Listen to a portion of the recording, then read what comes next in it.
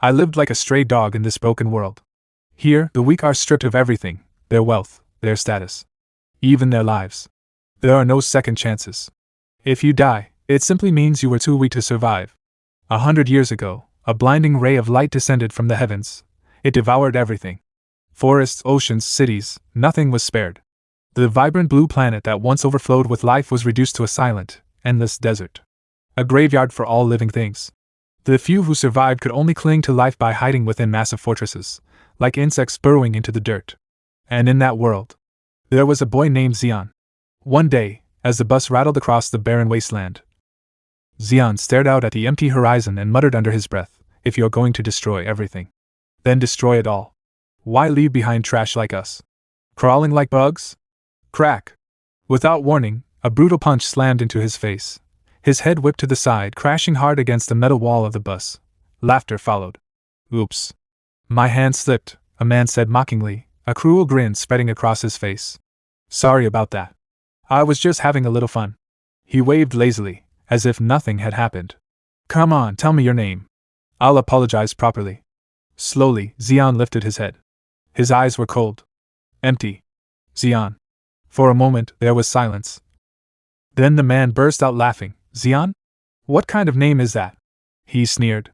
"What, couldn't decide which of your dads to take it from?" The bus erupted in laughter. Every voice, every smirk, it all pressed down on him. Zeon bit down on his lip until it nearly bled, forcing the rage inside him to stay buried. He said nothing. But his silence only made it worse. "Look at him," the man mocked, his voice dripping with contempt. "He's pissed." His grin widened. "And yet, he can't do a damn thing about it." The man slid into the seat beside Zeon and casually draped an arm over his shoulder. "Relax," he said with a laugh. "We're all in the same boat here. We should get along, right?" Zeon didn't respond. Instead, his thoughts turned cold. Everyone riding this bus to the mines has one thing in common. Not a single one of them is actually a miner. The man tilted his head, still smiling. "So, what were you doing when they caught you?" Before he could finish, Zeon shoved his hand off his shoulder. His gaze sharpened. "They're either criminals or fugitives. Usually one of the two. Assault? Fraud, if I had to guess, as thud." Zeon's fist shot forward without warning, smashing straight into the man's face. The impact sent him crashing into the aisle of the bus. "All wrong. Dumbass." Zeon rose to his feet, stepping forward with cold intent. "You want me to tell you?" he said quietly. "Murder." He pulled his fist back, ready to strike again. "Strictly speaking, I didn't kill a person," he continued, his voice calm but chilling. "In Neo's soul, only those with power are considered people. So what's the big deal if one more piece of trash gets thrown into the dump? A filthy rat tried to steal my stuff and died on his own." His eyes darkened. But who knew? It was someone's pet? The memory surfaced like a nightmare. The dying man's voice, "My brother. Li Jirong. You know him? You're dead. You idiot." Li Jirong. The name alone made Zeon's face pale. Cold sweat formed on his skin. If the powerful are called people, then awakeners are gods among them, and I killed a god's pet. Rumors spread quickly. Li Jirong was looking for him. And before Zeon even realized it, he had already fled, clinging to survival, crawling onto a bus bound for the mines. "Hey!" A voice snapped him back to reality. Zeon's eyes widened. Blood splattered across his face. His fist had connected. But the man was still standing. Still smiling. "Done?" the man asked, laughing softly. Zeon's expression twisted. "What?" Pain shot through his hand. "Why is my hand injured? No way." Before he could react, the man's grip clamped down on Zeon's face. Crash! With overwhelming force, he hurled Zeon across the bus. Zeon's body slammed violently into the metal interior, a cry of pain escaping his lips. The man stretched his arms casually, as if warming up. "You should have said so earlier," he said with a grin. "Big bro came here for the same reason too." He rolled his shoulders, his voice turning colder. "I might have let it slide. He was my little brother. I even doted on him, you know?" His smile twisted. "But you went too far." Zeon lay there, barely able to move, his mind racing in terror. "Are you kidding me? Do you have any idea how I managed to escape the Awakeners and make it this far? And now, of all times." The man stepped forward slowly. "You need a little lesson from your big brother." As he spoke, a powerful energy began to surge around him. The air itself seemed to tremble, Awakening power. He laughed. Everyone agrees, right? An awakener. An awakener. The moment the energy flared, panic spread through the bus like wildfire. Then crash. The entire bus shook violently, as if something massive had slammed into it. People screamed as their bodies were thrown off balance, crashing into one another, struggling to hold on. What the hell? A man with a badly injured head shouted angrily, clutching his wound as blood seeped through his fingers. Hey! Can't you drive straight? But the driver didn't respond. He sat frozen in his seat, his hands trembling on the wheel. His voice came out in a whisper, filled with terror. It's there. The injured man gritted his teeth. What the hell are you talking about? But then, his eyes shifted forward and froze. The driver's lips trembled, his face pale, his eyes wide with disbelief. It wasn't supposed to happen. He muttered. I told them. It wasn't supposed to. We weren't going to the mines. The injured man's anger faltered. What are you babbling about? The driver's mouth opened, his voice breaking as fear completely consumed him. We're being eaten. The ground beneath them split apart. A colossal mouth, made of nothing but shifting sand and jagged, crushing force, opened wide beneath the bus. A sand monster. A sandworm. Before anyone could react, the bus plunged downward. Swallowed whole. Aha! Screams filled the air as the bus was dragged deeper. Sand pouring in from every direction. People clawed at anything they could grab, but it was useless. They slammed into each other, crushed by the violent motion, unable to keep their footing. Chaos. Pure chaos. Zeon was thrown against the floor, barely managing to lift his head as the world around him collapsed. Sand poured in. The darkness closed in, and still.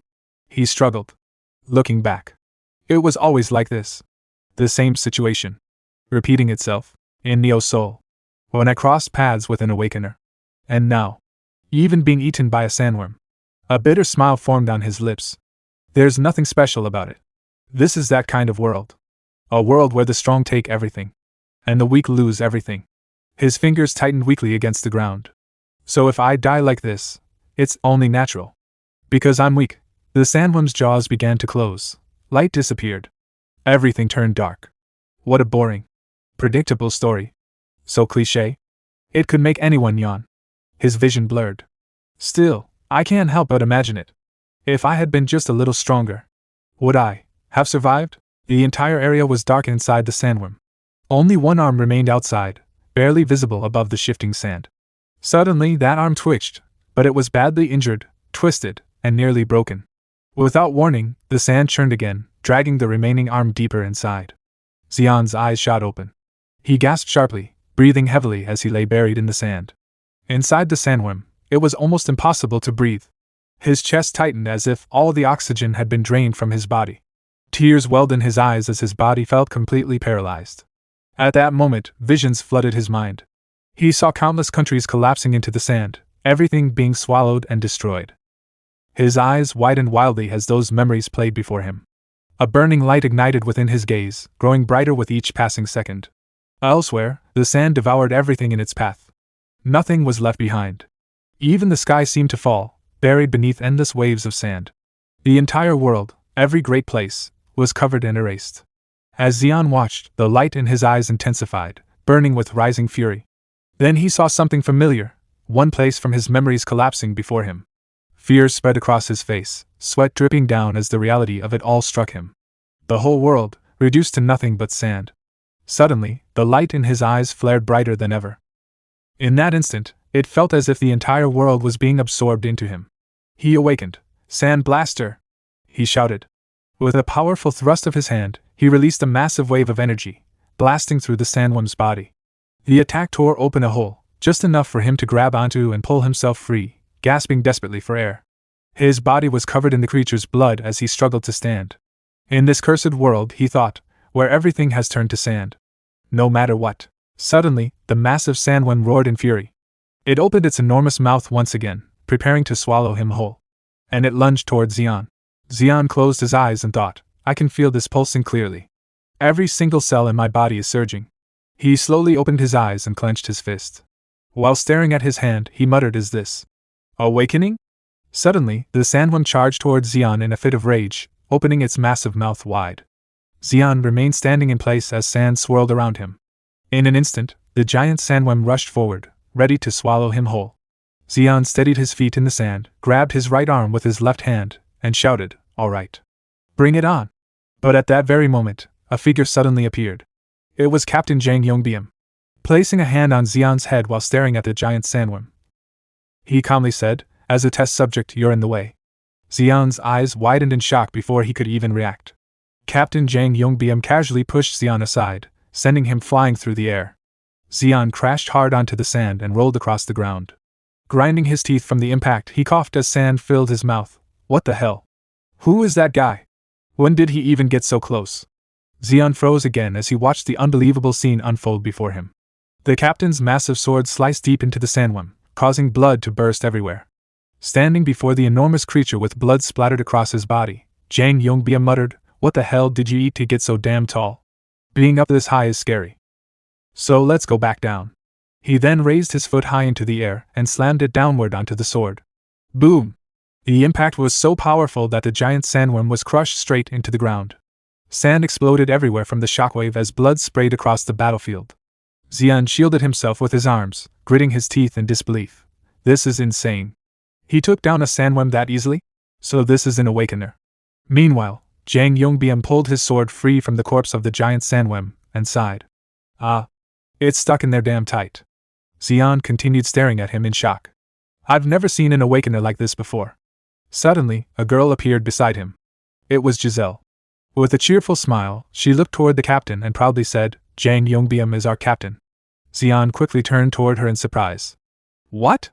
Giselle excitedly shouted, "That's our captain for you. Isn't this the fastest he's ever taken one down?" Zeon's eyes widened again. When did she get here? She's a lot stronger than she looks. Wait a second.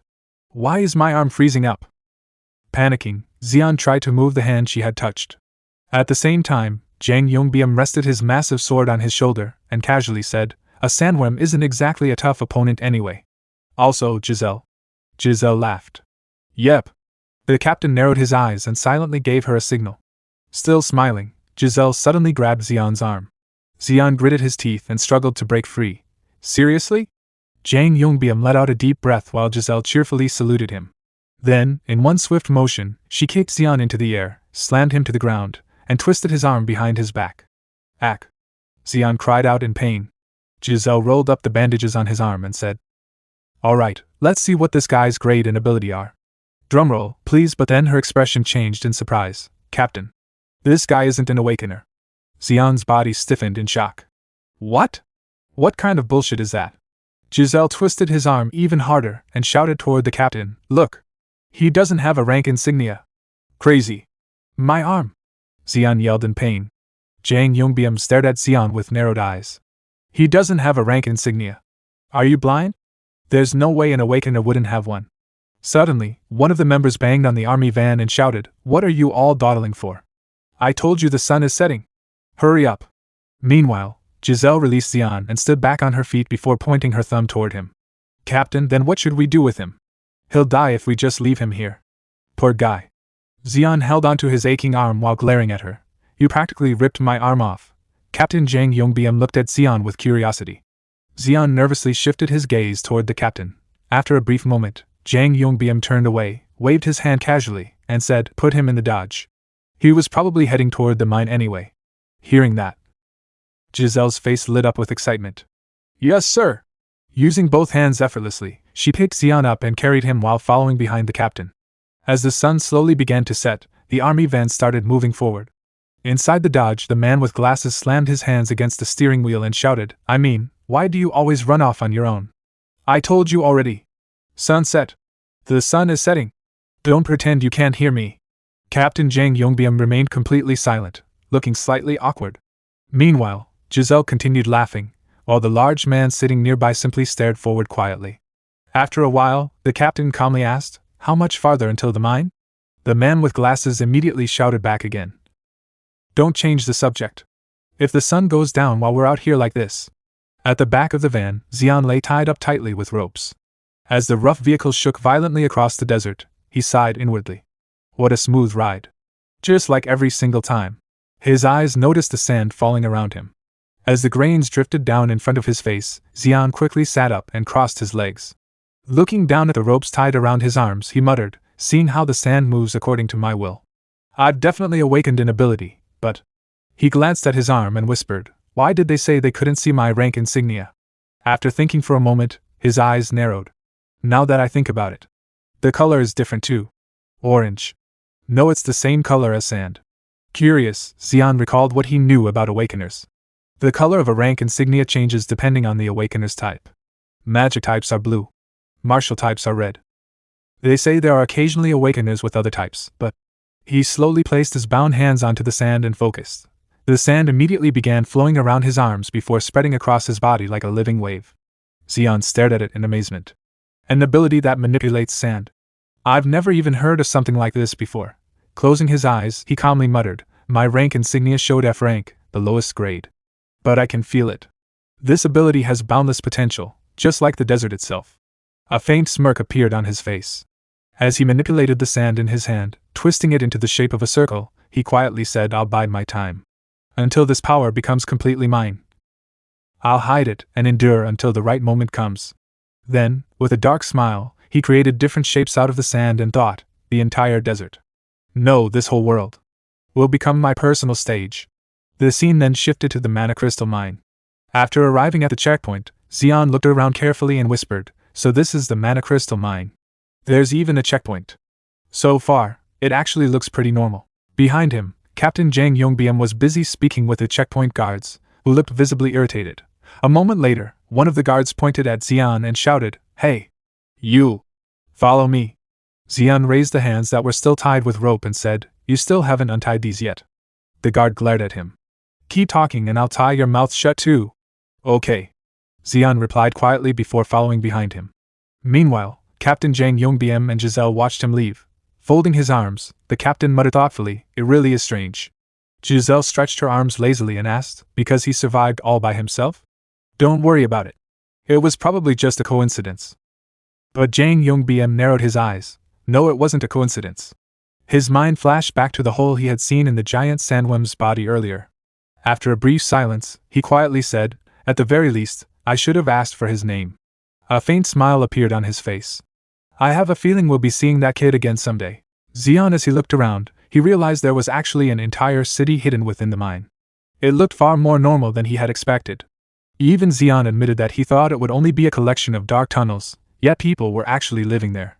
The guard beside him once again told him to stay quiet until the supervisor arrived. And while using his gun shot, he untied Zeon's hands. Zeon frowned and asked if they were really planning to leave him there like that. The guard coldly replied by asking if Zeon wanted a bullet in his head before he left. Zeon quickly answered no, but questioned how the man could be so sure he would not try anything. The guard simply shrugged and told him to do whatever he wanted, because it was not as if he could accomplish anything anyway. After the guard walked away, Zeon cursed under his breath. Since he had time to look around and was beginning to feel hungry, he decided to search for a place to eat. Eventually, he noticed a small food stand run by an old man. While sitting there, his eyes noticed something. It hung a poster speaking about labor and how they were helping illuminate Neo's soul. The old man chuckled and asked if it sounded grand. He claimed the slogan was so accurate that it was almost funny because Neo's soul's true energy source was not mana crystals at all. Confused, Zeon asked what he means. If it was not mana crystals, then what else could it possibly be? The old man pointed directly at Zeon. It's people like you, he said. Rats who obey orders without question. And whenever their numbers decrease, more arrive to replace them. What better energy source could there be? Zeon narrowed his eyes and commented that the old man seemed to know quite a lot despite only meeting him moments ago. Judging by his age, Zeon joked that most of the old man's friends were probably already dead. The old man merely laughed and replied that when someone reached his age, they naturally became interested in everything. Then he casually asked Zeon what it felt like inside the sandworm, and whether it resembled returning to his mother's womb. Zeon was shocked and asked if the rumors had already spread that quickly. The old man called him foolish and warned him that he would soon wish he had simply ended up as sandworm remains because this place was far from safe. Zeon asked what he was talking about. He had only come there to make money. The old man scoffed at him before pointing towards several boxes stacked nearby. Zeon dismissed them as trash, but the old man explained that each item had been collected from people who once came there dreaming of a better future. According to him, everyone who arrived at the mine tried to avoid entering it at first because they believed they would die inside. They sold everything they owned just to survive a little longer, some even selling themselves. Yet in the end, none of it mattered. Everything slipped through their fingers until they finally accepted being swallowed by the mine. The old man quietly stated that people claimed a person left behind their name after death, but trash left behind nothing except more trash. He admitted that he was curious about what kind of trash Zeon would leave behind. Annoyed, Zeon tossed the meat skewer back onto the table and demanded to know the price. 10 sol, the old man replied calmly. Zeon stared at him in disbelief and asked if he had sprinkled gold over it. The old man answered that everything in the mine was precious and that even the skewer itself was worth 9 sol. Zeon argued that the meat must have been cheap and accused the old man of trying to scam him simply because he was new. There was no way anyone would pay that much. The atmosphere immediately changed. The people nearby slowly drew their weapons and surrounded him. Zeon nervously apologized, insisting he simply could not pay that amount. Zeon, feeling strange, appears on his behind. The lights suddenly went out. The old man calmly asked if Zeon did not find it strange that an old man like him could openly run a business in such a dangerous place. As blades pointed toward him, the old man smirked and said, "Now then. What are you going to do now?" Zeon slammed his hand against the table and begged everyone to calm down. He insisted they could settle things peacefully with words. The old man smiled and told him not to worry. He was not heartless. Instead of money, Zeon could simply trade the mana crystal hidden in his pocket. Zeon was stunned that rumors about the crystal had already spread as well. The old man demanded he hand it over, claiming he would even offer a fair price for it. Furious, Zeon refused and declared that the old man had no idea what he had gone through to protect it. One of the men suddenly grabbed Zeon by the head and slammed his face against the table. Blood splattered everywhere. The man angrily demanded to know why the old man was wasting time talking to a brat like him. For a brief moment, Zeon imagined unleashing his sand blaster ability, and then cut through the man's arm, even tearing everyone apart in a violent storm of sand and blood killed everyone there, as blood spread all around. But it was only a fantasy. In reality, he remained frozen in place with blood dripping from his nose. The old man noticed his blank expression and asked if he had just experienced a nightmare. Realizing he had no choice, Zeon finally threw the crystal onto the table. The old man examined it carefully and estimated its value at around 100 sol. Zeon immediately protested, insisting it was worth at least 300. The old man calmly replied that everything inside the mine was valued differently. Perhaps Zeon truly should have remained inside the sandworm after all. Grinding his teeth in frustration, Zeon smashed his head into the table. Zeon resisted the urge to attack him, but control his emotions. As blood dropping on his forehead, instead, he begged for proper change. The old man agreed and warned him to guard his money carefully since thieves and pickpockets were everywhere. While the deal done, the old man's subordinate proudly thumb up and left back to their works. The old man pointed as a bonus for their first transaction. He even allowed Zeon to choose one item from the pile of junk nearby. While searching through the objects, Zeon complained that everything looked worthless. The old man narrowed his eyes and thought to himself, what an amusing kid. That obsession with never taking a loss. And that stubborn vitality. It's been a long time since I've seen someone like him. While searching through the pile of items, Zeon asked, "Is there anything else?" Suddenly, something caught his attention. The old man explained, that was left behind by a caravan a long time ago. Zeon examined the item carefully before thinking, I doubt I'll find anything better even if I keep looking. Finally, he said, I'll take this. As he prepared to leave, Zeon lightly tapped the old man on the shoulder. The old man smiled and remarked, You really do take an interest in the most useless things. Zeon coldly nodded. Yeah. After walking a few steps forward, Zeon suddenly stopped and asked, Old man, what's your name? The old man laughed loudly before shouting back, It's Klexi. Zeon turned around and stared at him for a moment. Old man Klexi. Let's never cross paths again. As they walked in opposite directions, Klexi folded his hands behind his back and laughed. We'll see about that, kid. While placing the hourglass in front of him, Zeon watched the sand slowly falling inside it. About 10 minutes until it all runs out. He muttered. Sitting alone in the miner's quarters, Zeon held the hourglass tightly in his hand. All right then. Inhale. Closing his eyes, he slowly breathed in and out, trying to steady himself. He focused carefully, attempting to use his power on the hourglass and move the sand inside it, but nothing happened. Frustrated, Zeon shoved the item back into his pocket and clenched his teeth. So it wasn't an item related to my awakening. Then he calmed himself and quietly muttered, I'm certain this was my first time seeing it. But I felt a strange sense of déjà vu. As if it had been prepared just for me. It felt familiar, like it was calling to me. Yet at the same time, completely new. What is this feeling? Suddenly, the door burst open with a loud kick. The supervisor stormed inside and shouted, Are you the new piece of shit that arrived today? Pointing at Zeon, he yelled again, Hey, bastard. Why the hell aren't you crawling your way to the mine? Does Bak Manho have to come all the way here just to get you? Zeon looked at him nervously before speaking. I'm not a bastard. I'm Zeon. You didn't even tell me where to. Before he could finish, a fist slammed into his face, sending him flying through the air. Shut your mouth. Bak Manho smashed Zeon into the ground and began kicking him violently. How dare you talk back to me? Do I look like a pushover to you? Do I?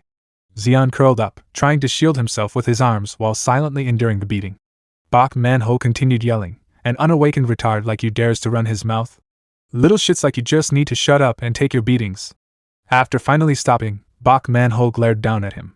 If you understand, hurry up and follow me. Bruised and aching, Zeon slowly stood up while holding his injured arm and followed behind him. As he walked, he brushed his hair back with one hand and whispered quietly, "What a filthy temper. Bak Manho. I'll remember that. I'll make sure to kill you someday."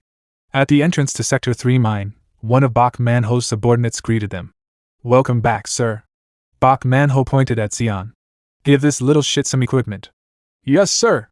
Zeon stood silently as the subordinate handed him a helmet, safety gear, and a pickaxe. Bak Manho crossed his arms and said, "The cost of the equipment and food will be deducted from your daily wages. When you mine a mana crystal, bring it out immediately." "Got it?" Then he suddenly shouted, "Answer me." While putting on the safety gear, Zeon asked, "Is that it? How much is the daily wage?" Bak Manho sneered. "Even I shouldn't have to explain something that simple." Zeon looked at him nervously, but suddenly a pickaxe slammed into his helmet and shattered it. Pointing the pickaxe at Zeon, Bak Manho roared, "Do you need me to teach you how to use a damn pickaxe too? The cost of that helmet will be deducted from your wages, so remember it." Zeon bowed his head while grinding his teeth in anger. "That moron," he muttered quietly. The subordinate looked panicked after seeing the attack. Bak Manho rested the pickaxe on his shoulder and shouted, "Send this little shit to Tunnel 972. The subordinate hesitated nervously. "If it's Tunnel 972. We still haven't." Before he could finish, Bak Manho exploded in anger again.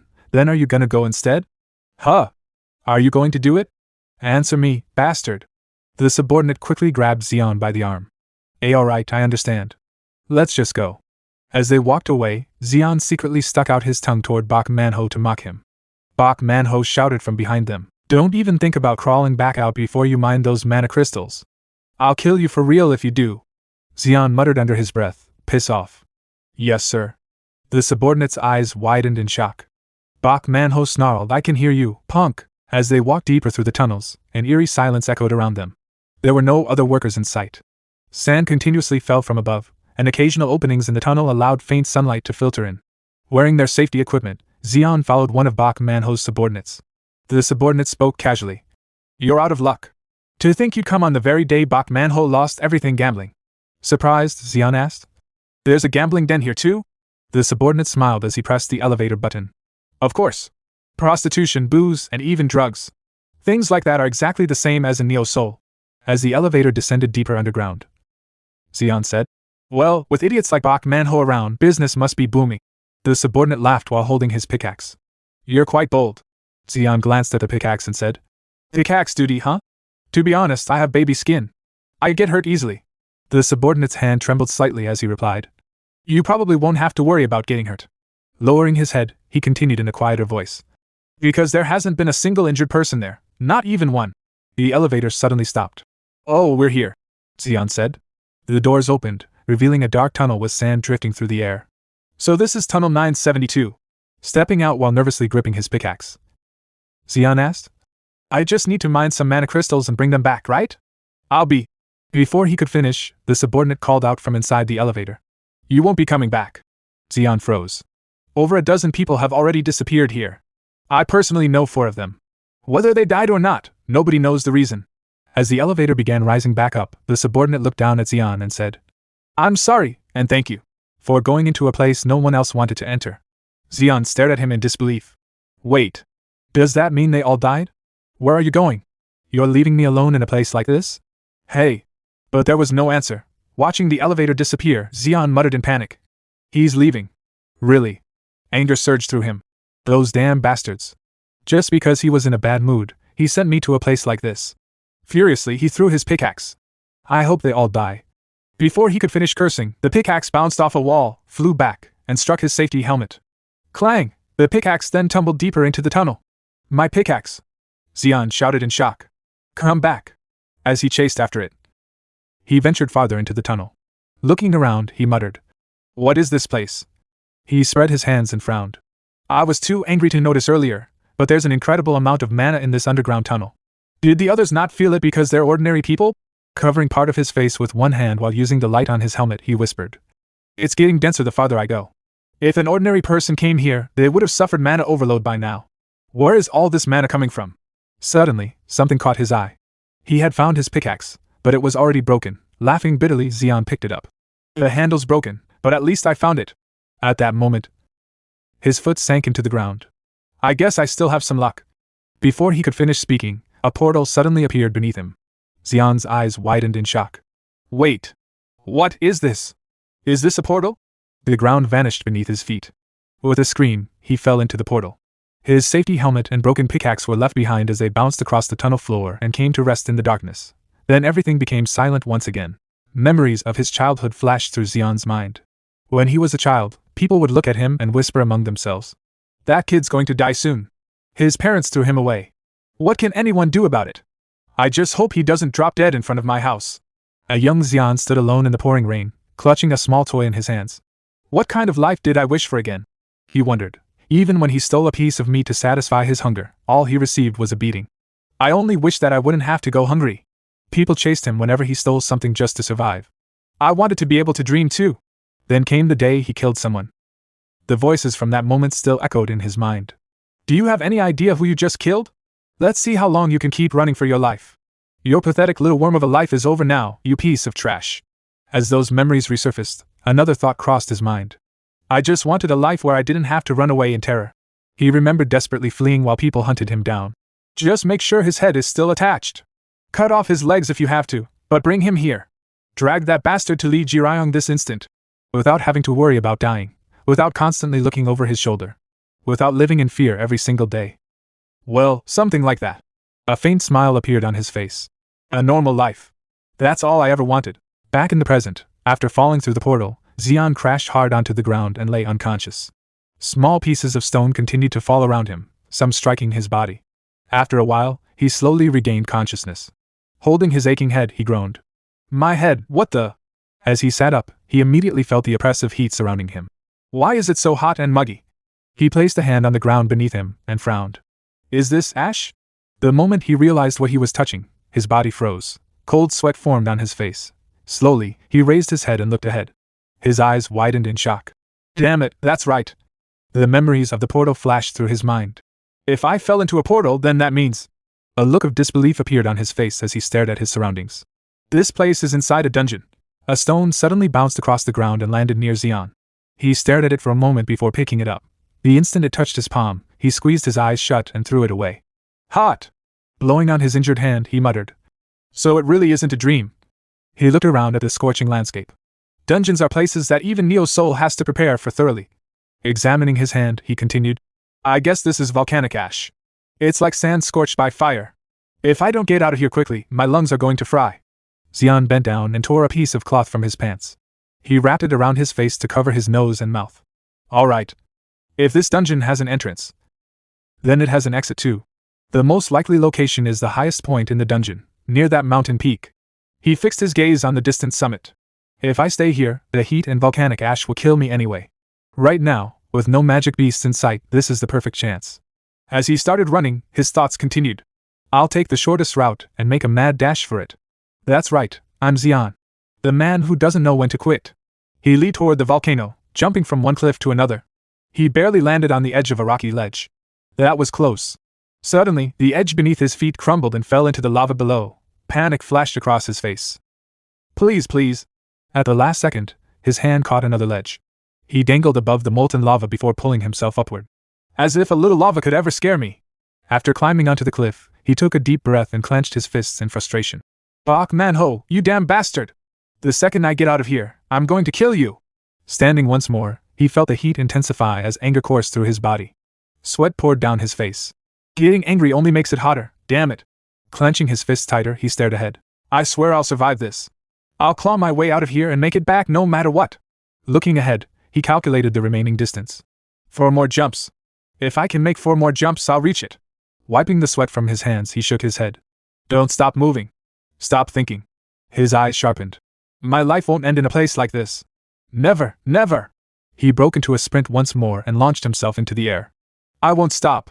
Suddenly, the lava exploded. Roar!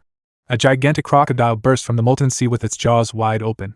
Before Zeon could react, the monster swallowed him whole and plunged back into the lava.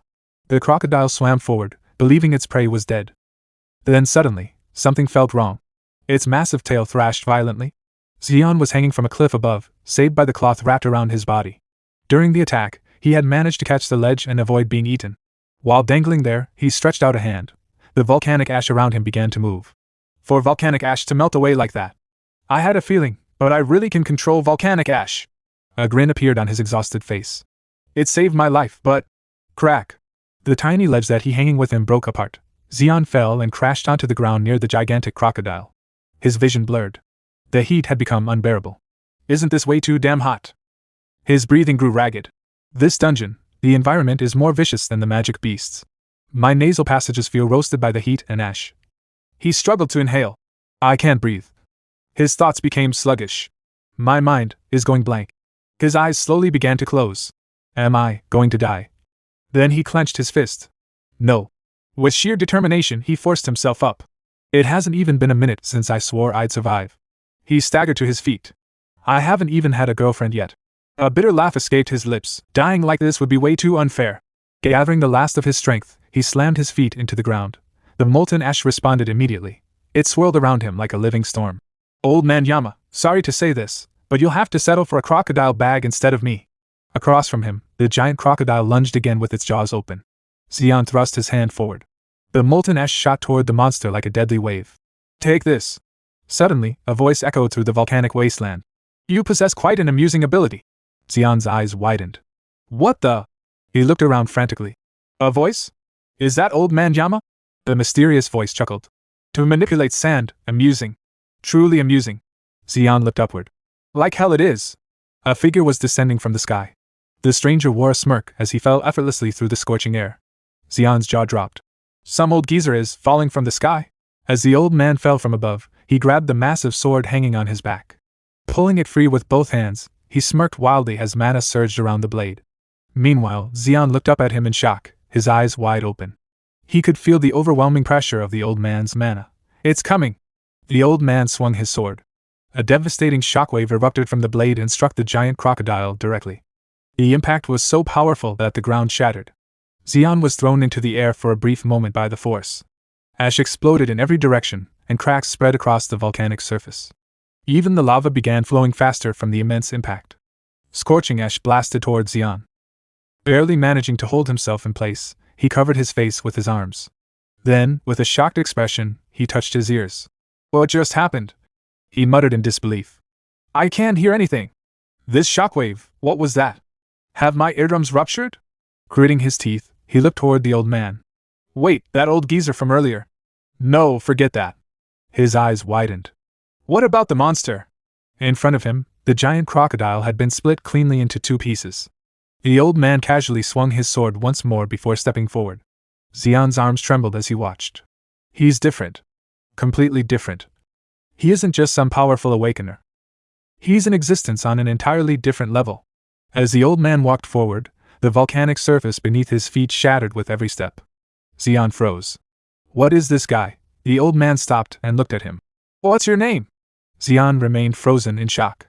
The old man sighed. Answer me before I count to 3. He rested his sword on his shoulder. 3. Zeon said nothing. 2. Still no response. 1.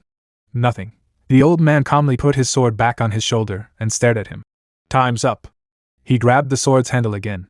If you're not going to speak then. Before he could finish, Zeon suddenly realized his hearing had returned. Ah. I can hear again. The old man's expression remained cold. Die. Hearing that, Zeon immediately regained his senses. Wait. Wait. He shouted, waving his hands frantically. I don't know what's going on, but please spare me. The old man raised an eyebrow. Oh? So you're not a mute dumbass after all. I asked for your name. Zeon. He quickly replied.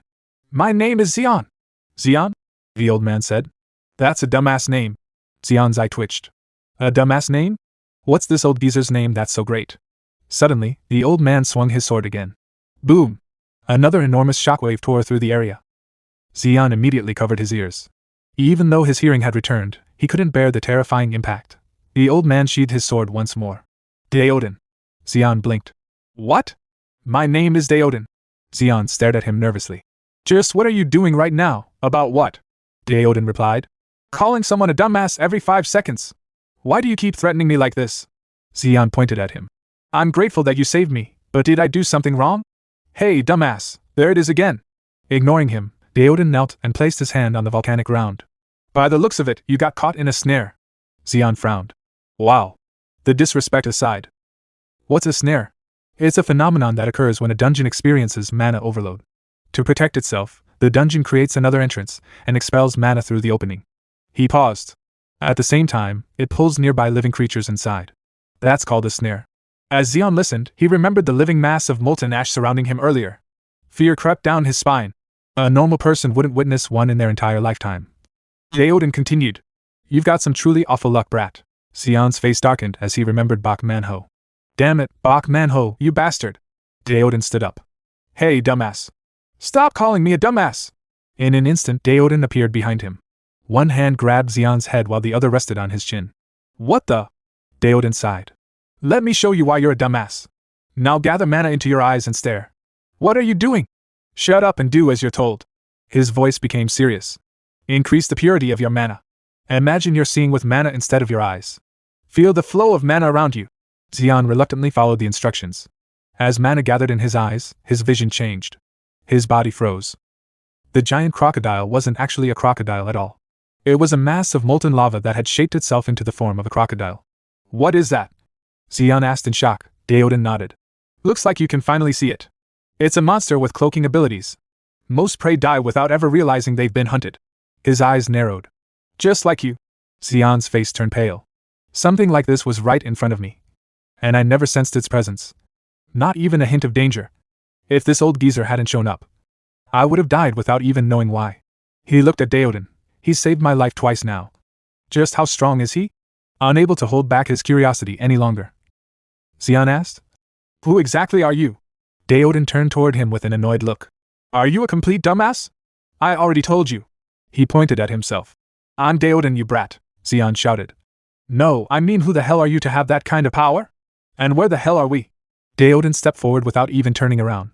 Inside a dungeon, he replied calmly. And now, it's my hunting ground. Zeon frowned in confusion. Hunting ground? Yeah, Deoden answered. My hunting ground. As for my identity. He turned around and laughed. Use those eyes of yours and see for yourself. He called forth his sword, crying. A tremendous shockwave erupted from the blade and spread throughout the entire dungeon. The deafening roar forced Zeon to cover his ears and grit his teeth. What the? His eyes widened in shock as he looked up. What is that old geezer doing? The living creatures throughout the dungeon suddenly awoke. Flame-covered birds rose into the air and began circling around Zeon. What is this? Zeon muttered in disbelief. Then Deoden's voice echoed across the battlefield. Hey, idiot! Zeon quickly turned his attention toward him. Deoden gripped his massive sword and smirked. If you're worth anything, survive on your own. The fiery birds immediately lunged at Zeon. He barely managed to dodge. You bastards! Zeon shouted through gritted teeth. Why are they so fast? Another bird shot forward, leaving a deep wound across his arm.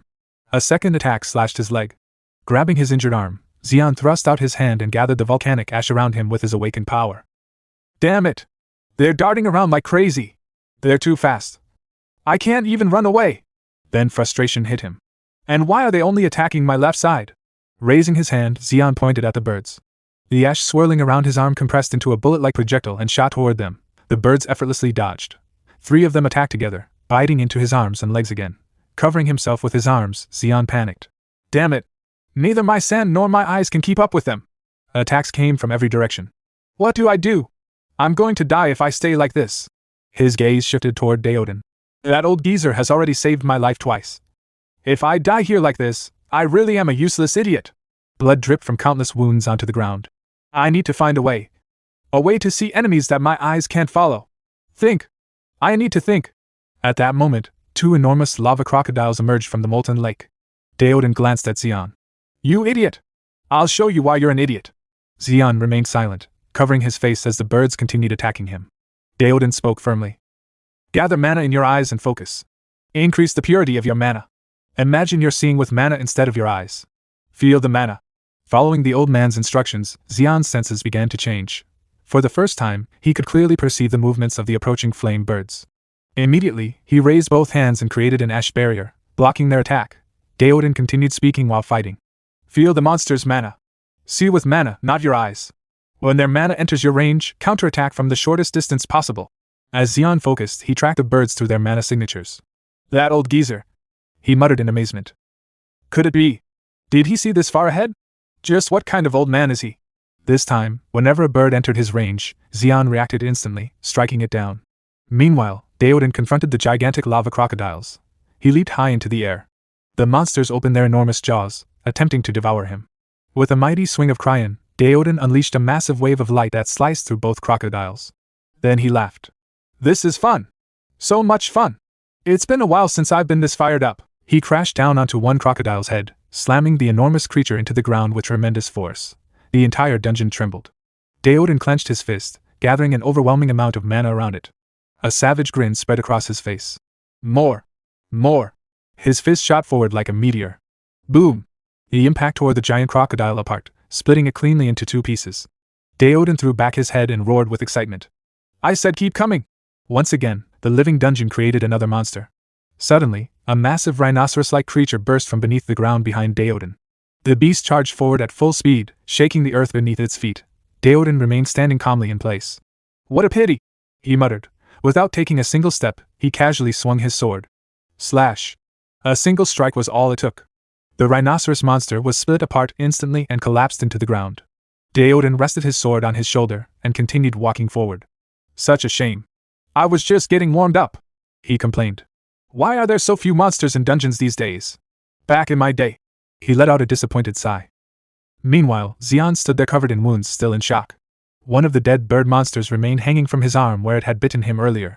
Wow, Zeon muttered. This is actually insane. I almost feel bad for the monsters. To kill all those massive creatures like they're nothing. He shook his head. It's so absurd that I don't even know what to say. Then he looked toward Deoden and laughed nervously. It looks like there aren't any monsters left, right?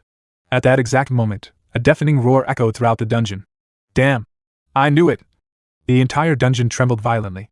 The mountain above cracked apart as rivers of lava burst through the surface and flowed outward. The pressure carried by that roar alone was overwhelming. Zeon's body trembled uncontrollably. He gritted his teeth and struggled to remain standing, but eventually collapsed onto the ground. Cough! He vomited from the sheer pressure before wiping his mouth with the back of his hand. Crazy! What was that just now? He coughed again. Now what? Standing behind him, Deoden replied calmly. That was the roar of the boss. The boss? Zeon asked. A gigantic foot suddenly appeared on top of a distant cliff. Lava dripped around it like a waterfall of fire. Deoden smirked. Every dungeon has a final boss that serves as the source of the area. His eyes narrowed. And it's the reason I entered this place. As a massive wing emerged from the smoke. Zeon's eyes widened. Boss! That thing is... Deoden laughed. You finally made your appearance. A colossal creature stepped onto the cliff. It possessed enormous wings, crimson scales, and a monstrous body that radiated overwhelming power. Opening its jaws, it unleashed another furious roar. It's a crimson drake, Deoden declared. Zeon stared in disbelief. A crimson drake? Isn't that basically a dragon? Unfortunately not, Deoden replied with a grin. Still, it should be at least a B-rank monster. At least B-rank, Zeon repeated. If that's true, then that means... His eyes suddenly focused on the shimmering aura surrounding the creature. A force field. Deoden raised an eyebrow. Oh? A cripple like he knows about force fields? Still sitting on the ground, Zeon answered. I've only heard stories. Monsters that reach B rank and above develop unique traits, just like awakened humans. He pointed toward the drake. Much like the rank insignias of awakeners, a red force field represents martial-type traits. And a blue force field like that one means... Before he could finish speaking, the crimson drake raised its claw. Instantly, enormous spears of ice formed in the air. With a furious roar, the drake launched them toward Deoden and Zeon. The gigantic ice projectiles tore through the sky. Zeon's face turned pale. It's a magic type, he shouted. Damn it! This thing is way too overpowered! At that moment, Deoden leaped into the air. His body shot upward like a cannonball. With a single swing of his sword, shing! Every ice spear was sliced into pieces. Thousands of frozen fragments scattered across the battlefield. Zeon stared at the shattered ice in complete disbelief, his eyes open wide. Meaningless. His voice trembled. My common sense, my experience, everything I know. He looked up at the old warrior standing fearlessly before the Crimson Drake. In front of that old geezer. Zeon swallowed hard. It's all completely meaningless. As Daoden soared through the air, he raised his sword to strike. The Crimson Drake immediately opened its massive jaws. A blue force field gathered inside its mouth, condensing into a devastating magical attack. Before the Drake could unleash it, Daoden swung his sword downward. Boom! A tremendous shockwave crashed into the Drake's head. Its jaws snapped shut, and its massive head slammed into the ground. Enraged, the Crimson Drake raised its gigantic claw and swiped at Daoden. Daoden narrowly avoided the attack, but before he could escape completely, the Drake's claw closed around him. For the first time, Daoden looked slightly surprised. The Crimson Drake held him tightly before its face and opened its mouth once more. The blue force field gathered again, growing larger and more powerful with every second. Yet instead of fear, a grin spread across Daoden's face. Just before the attack could be released, he thrust his hand forward and forced the Drake's mouth shut. The compressed magical energy had nowhere to go. Boom! The force field exploded inside the Drake's mouth. The monster let out a muffled roar of agony. Daoden laughed loudly. Does it hurt, Drake? Gripping his sword with both hands, he raised it high. Fret not! His eyes gleamed with excitement. That pain. I shall personally end it for you. A dark aura gathered around his blade. Then he swung. A massive black shockwave erupted from the sword and tore into the Crimson Drake's stomach. The impact blasted the enormous creature backward. The Drake screamed in pain as its body was thrown across the battlefield. Daoden pointed his sword at the monster and roared. Because today is the day of your funeral. Meanwhile, far away from the clash, Zeon was desperately running for his life. Damn it! He shouted. Today is the day of my funeral. The battle between Daoden and the Crimson Drake continued without mercy. Every collision between their force fields sent devastating shockwaves across the dungeon. The ground shattered, cliffs collapsed. Lava erupted from deep cracks in the earth. Zeon struggled just to survive. Those crazy bastards! He yelled. Whatever your problem is, talk it out with words. Another enormous shockwave rushed toward him. Gritting his teeth, Zeon raised both hands. His awakening ability activated. Sand rose from the ground and formed a barrier in front of him. The incoming shockwave slammed into it. Boom! Zeon's feet dug into the earth as he fought against the pressure. His entire body trembled. Seriously? He muttered through clenched teeth. Take your fight somewhere else. The barrier cracked. How can shockwaves alone be this powerful? More sand gathered around him, creating additional layers of protection. At the center of the battlefield, Daoden laughed like a maniac. How fun! So much fun! He stood atop the Crimson Drake's head and plunged his sword deep into its skull. Doesn't it feel like we're at an amusement park, Crimson Drake? The Drake roared in fury. Daoden ripped the sword free and slammed the monster back into the ground. The impact shattered the battlefield once again. A gigantic shockwave spread outward in every direction. This time, it was even stronger. Zeon's eyes widened. His body froze. The approaching wall of force was simply too overwhelming. No! Tears formed in his eyes as frustration and fear consumed him. The shockwave struck. Boom! Zeon was launched high into the air. He tumbled violently across the ground before being thrown toward the edge of a cliff. His eyes widened in horror. No! The ground beneath him disappeared. Zeon fell from the cliff. Below him flowed a raging river of molten lava.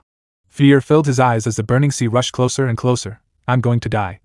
The thought echoed through his mind. Meanwhile, Daoden and the Crimson Drake continued their battle without noticing Zeon's situation. Neither of them realized that he was falling straight toward the lava river below. Daoden laughed, his eyes burning with rage as a dark smirk spread across his face. Grasping the hilt of his massive blade, he prepared to strike again. Is this all you've got, Crimson Drake? He taunted. With a powerful downward blow, he smashed the blade against the dragon's head once more. To think the boss of this dungeon keeps bowing its head to me. The very title of boss must be weeping. As the impact rattled the cavern floors, the Crimson Drake grew furious. Snarling, it bared its fangs and began gathering a massive amount of field force directly into its gaping maw, its rage reaching a boiling point. Daoden merely laughed, his excitement only growing. Oh ho! As expected of a dungeon boss. You even know how to do that? Having gathered an immense amount of energy, the Crimson Drake unleashed the concentrated field force straight at Daoden with every ounce of its remaining strength. The attack was catastrophic. The sheer force of the dragon's roar obliterated everything in its path, shattering the very walls of the dungeon. As the smoke began to clear, the Crimson Drake scanned the destruction, confident that its foe had been completely obliterated. Suddenly, a voice echoed through the ruins. Are you looking for me? The Crimson Drake flinched, a sudden spike of terror striking its heart as an overwhelming pressure washed over the chamber. It was Daoden. Channeling a torrent of mana, he had drastically increased both the size and cutting power of his blade. Dark, volatile energy chanted and swirled around the colossal weapon. With a devastating swing, Deodan slammed the giant sword directly into the Crimson Drake's chest.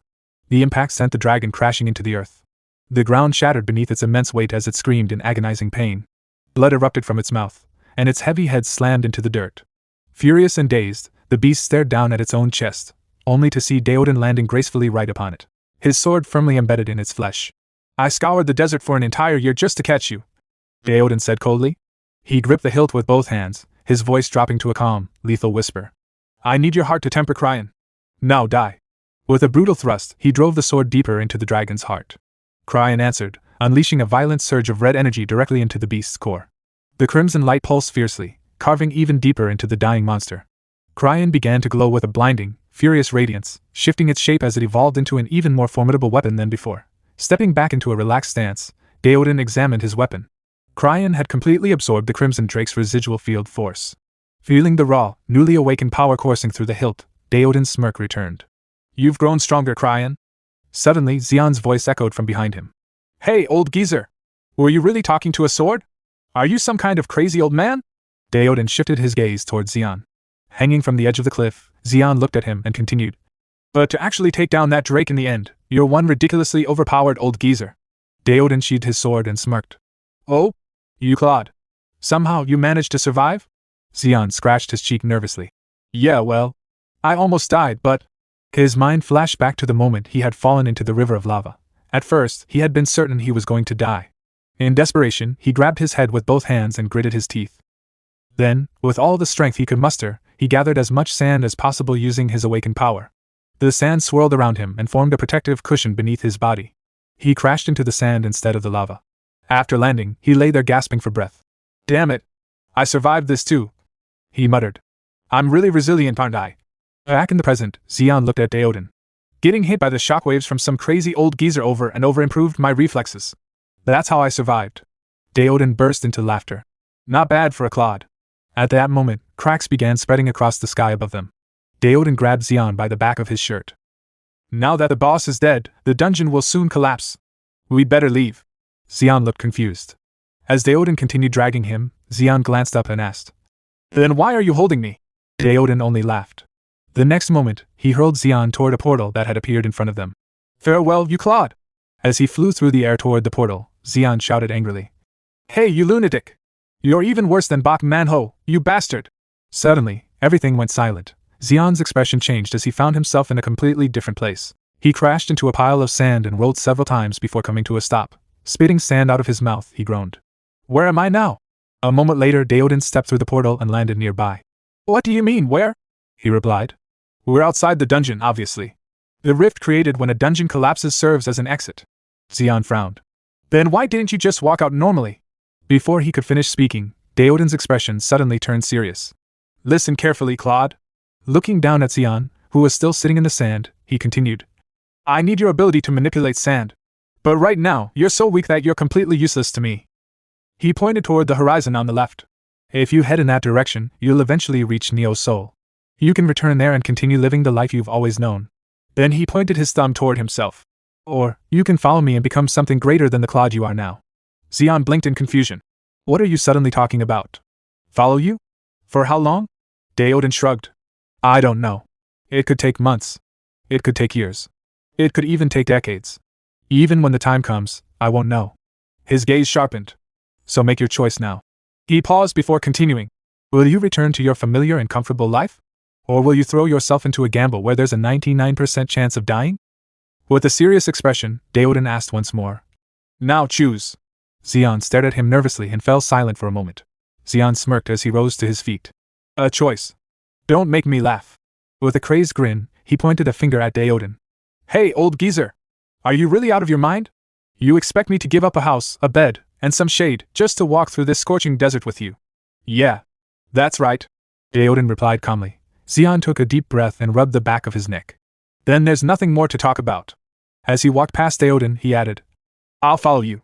I'm the type who absolutely has to pay people back when they piss me off, but I'm still too weak to get my revenge." A smirk appeared on his face. "Well, that includes you too, old geezer." He held out his hand towards Deodan. "You're overwhelmingly stronger than anyone I've ever seen. And I have a feeling I won't meet anyone stronger than you in the future either." So I'm certain. Daoden laughed. Certain of what? That you'll die? Zeon clenched his fist. Sand swirled around it as he unconsciously displayed a glimpse of his newly awakened power. No. I'm certain that if I follow you, I'll become stronger than anyone else. The old man smirked.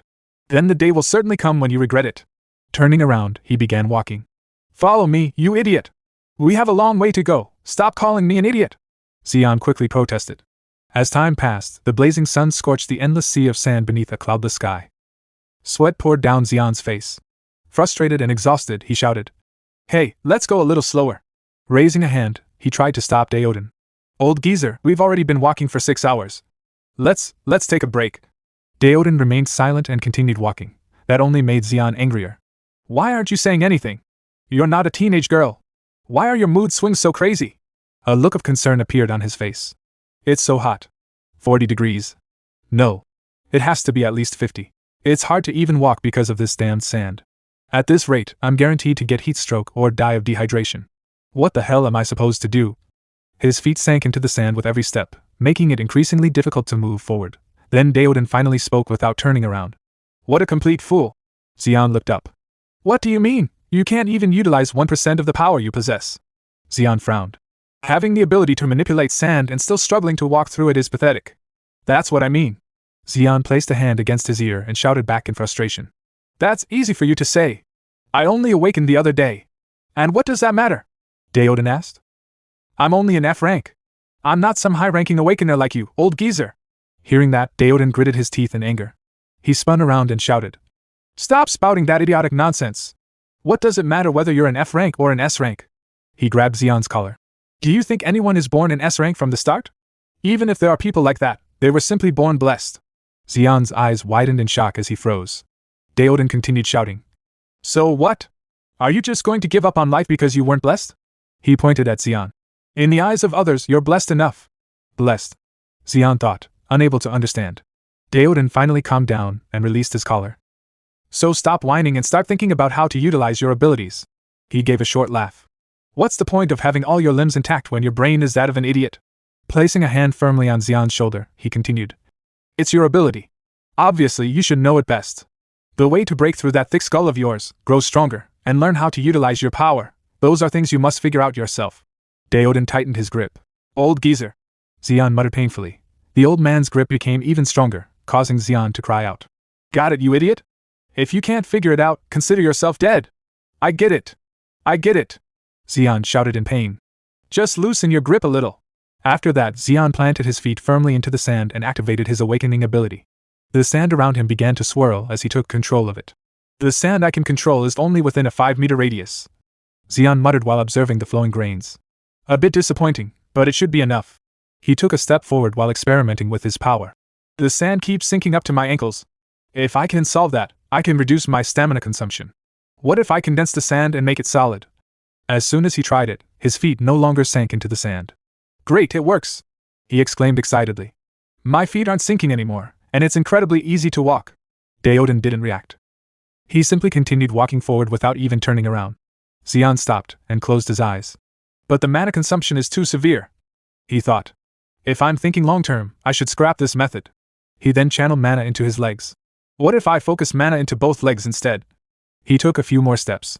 Oh, it's definitely easier to walk. If I do this here. But then I'm not really utilizing my ability. Next. He continued muttering to himself while trying different approaches. Daoden let out a quiet sigh. Ah, to be young, he thought. The willingness to keep trying without giving up, that's the privilege of youth. Even though he's only F rank, his power and mana control are already around E or D rank level. If it's that kid, I'm sure. At that moment, Zeon finally found a solution.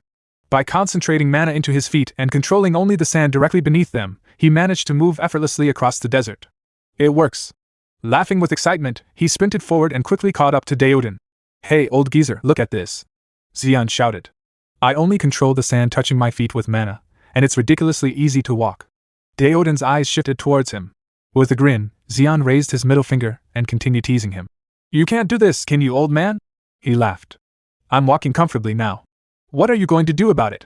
Before Zeon could say another word, Daoden suddenly smashed his fist into the top of his head. Zeon's vision went black instantly. He lost consciousness and collapsed face first into the sand. Running around and making a nuisance of yourself. Daoden grumbled. Don't waste unnecessary energy or you'll die. We don't have time for this, so hurry up and... He paused. Hey, idiot? There was no response. Hey! You idiot! Still nothing. Daoden's expression stiffened slightly. Breathe. Zeon remained motionless, completely unconscious from the powerful blow to his head. As night fell, Zeon slowly regained consciousness. Opening his eyes, he muttered, Where am I? Daoden sat in front of him, chewing on a piece of jerky. Noticing that Zeon was awake, he scoffed. You're awake, dumbass? I'm busy enough as it is, but thanks to you, I've ended up wasting my time. He tossed a piece of jerky in front of Zeon. With little energy left, Zeon replied lazily. Hey, it's not like I was resting at some luxury resort. My whole body is covered in wounds and injuries. Looking at the dried meat in front of him, he asked. It's jerky? Without waiting for an answer, he put it into his mouth and began chewing. Eat while you listen, Daoden said calmly. This is a story from when I was young. Back then, even if you were weak, even if you were worse off than others, survival wasn't an issue. In fact, protecting the weak was considered a noble act. Can you imagine that? Zeon remained silent, listening carefully. But as you know, the world has changed. Daoden continued. To you, this might seem like common sense, but I still can't get used to it. If you want to die, then lie there comfortably. If not, get up on your own 2 feet, dumbass. Zeon tossed the jerky wrapper aside and sat upright. All right. I get it. As he looked at Daoden, a thought crossed his mind. I expected as much, but he's really lived for a long time. Just how much time and how many memories has he accumulated? His eyes drifted to the old man's jerky. He's still eating that jerky. He's not chewing it, he's softening it with his saliva first. Zeon took another bite while observing him. In a desert where moisture is scarce, I guess that's the right way to do it. Geez, he could have told me beforehand. Lowering his gaze, he continued thinking. Rather than giving me a fish, it feels more like he's teaching me how to catch one. Then he paused. Well, I've never actually seen a fish before, though. Looking back up, he stretched out his hand. Old geezer, give me another piece. Shut your trap. Daoden replied immediately. A cold breeze suddenly swept across the desert. Zeon folded his arms and shivered. I forgot that desert nights are cold as hell. Behind him, Daoden stood up and stretched his arms. Then Zeon remembered something. The crazy old geezer kept talking to his sword all night, so I couldn't even sleep. Is he insane? Feeling his throat dry up, Zeon asked. I'm so thirsty. Is there any water around? Before he could finish speaking, he watched Daoden squeeze moisture from his clothes and drink the collected droplets. Zeon's eyes widened. Again. He kept it a secret and drank it all by himself. Quickly, he stood up and began licking the moisture from his own clothes and skin. The old man was collecting dew that had gathered on his clothes overnight. No wonder he slept with them spread out. Just you wait. You crazy old geezer. When I become super strong, I'm definitely getting my revenge. Suddenly, Daoden spoke. Hey, idiot. Zeon's face twisted with annoyance. I'm not an idiot. I'm a dumbass. Daoden ignored the complaint. Can you feel it yet? Zeon blinked. Feel what? Then his expression changed. These vibrations. He looked around nervously. It's not just 1 or 2. They're surrounding us bighorn hyenas. Standing beside him, Daoden nodded. They're bighorn hyenas. They're usually nocturnal, but it looks like we caught them right before dawn. He glanced at Zeon and smirked. Dumbass, do you think you can survive on your own? Or do you need my help again? In response, Zeon manipulated the sand beneath his feet. A stream of sand shot forward and struck one of the approaching hyenas. Laughing confidently, he replied, Your help? I don't need it. The horned hyenas launched their attack together. Standing behind Daoden, Zeon spread both hands and gathered as much sand as he could with his awakening power. I'll figure it out myself, he shouted. And survive on my own. Gritting his teeth, Zeon poured his mana into the sand.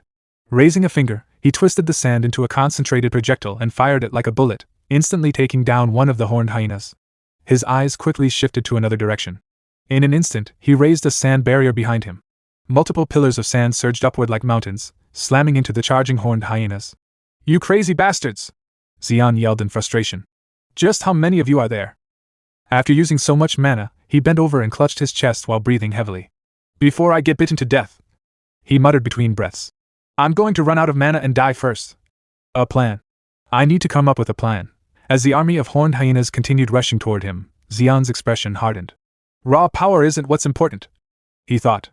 I need efficient attacks and better mana management. Closing his eyes for a brief moment, he twisted the sand in his palm while concentrating. How can I fight while using less mana? Think.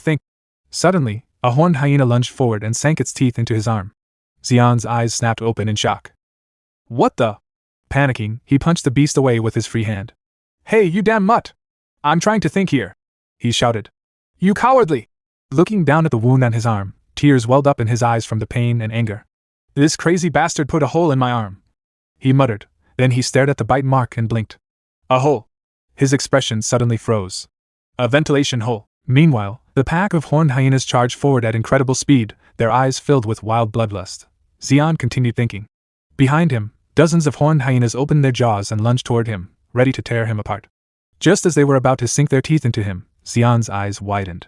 Right, holes, he muttered. A smirk appeared on his face. I just need to put holes in them.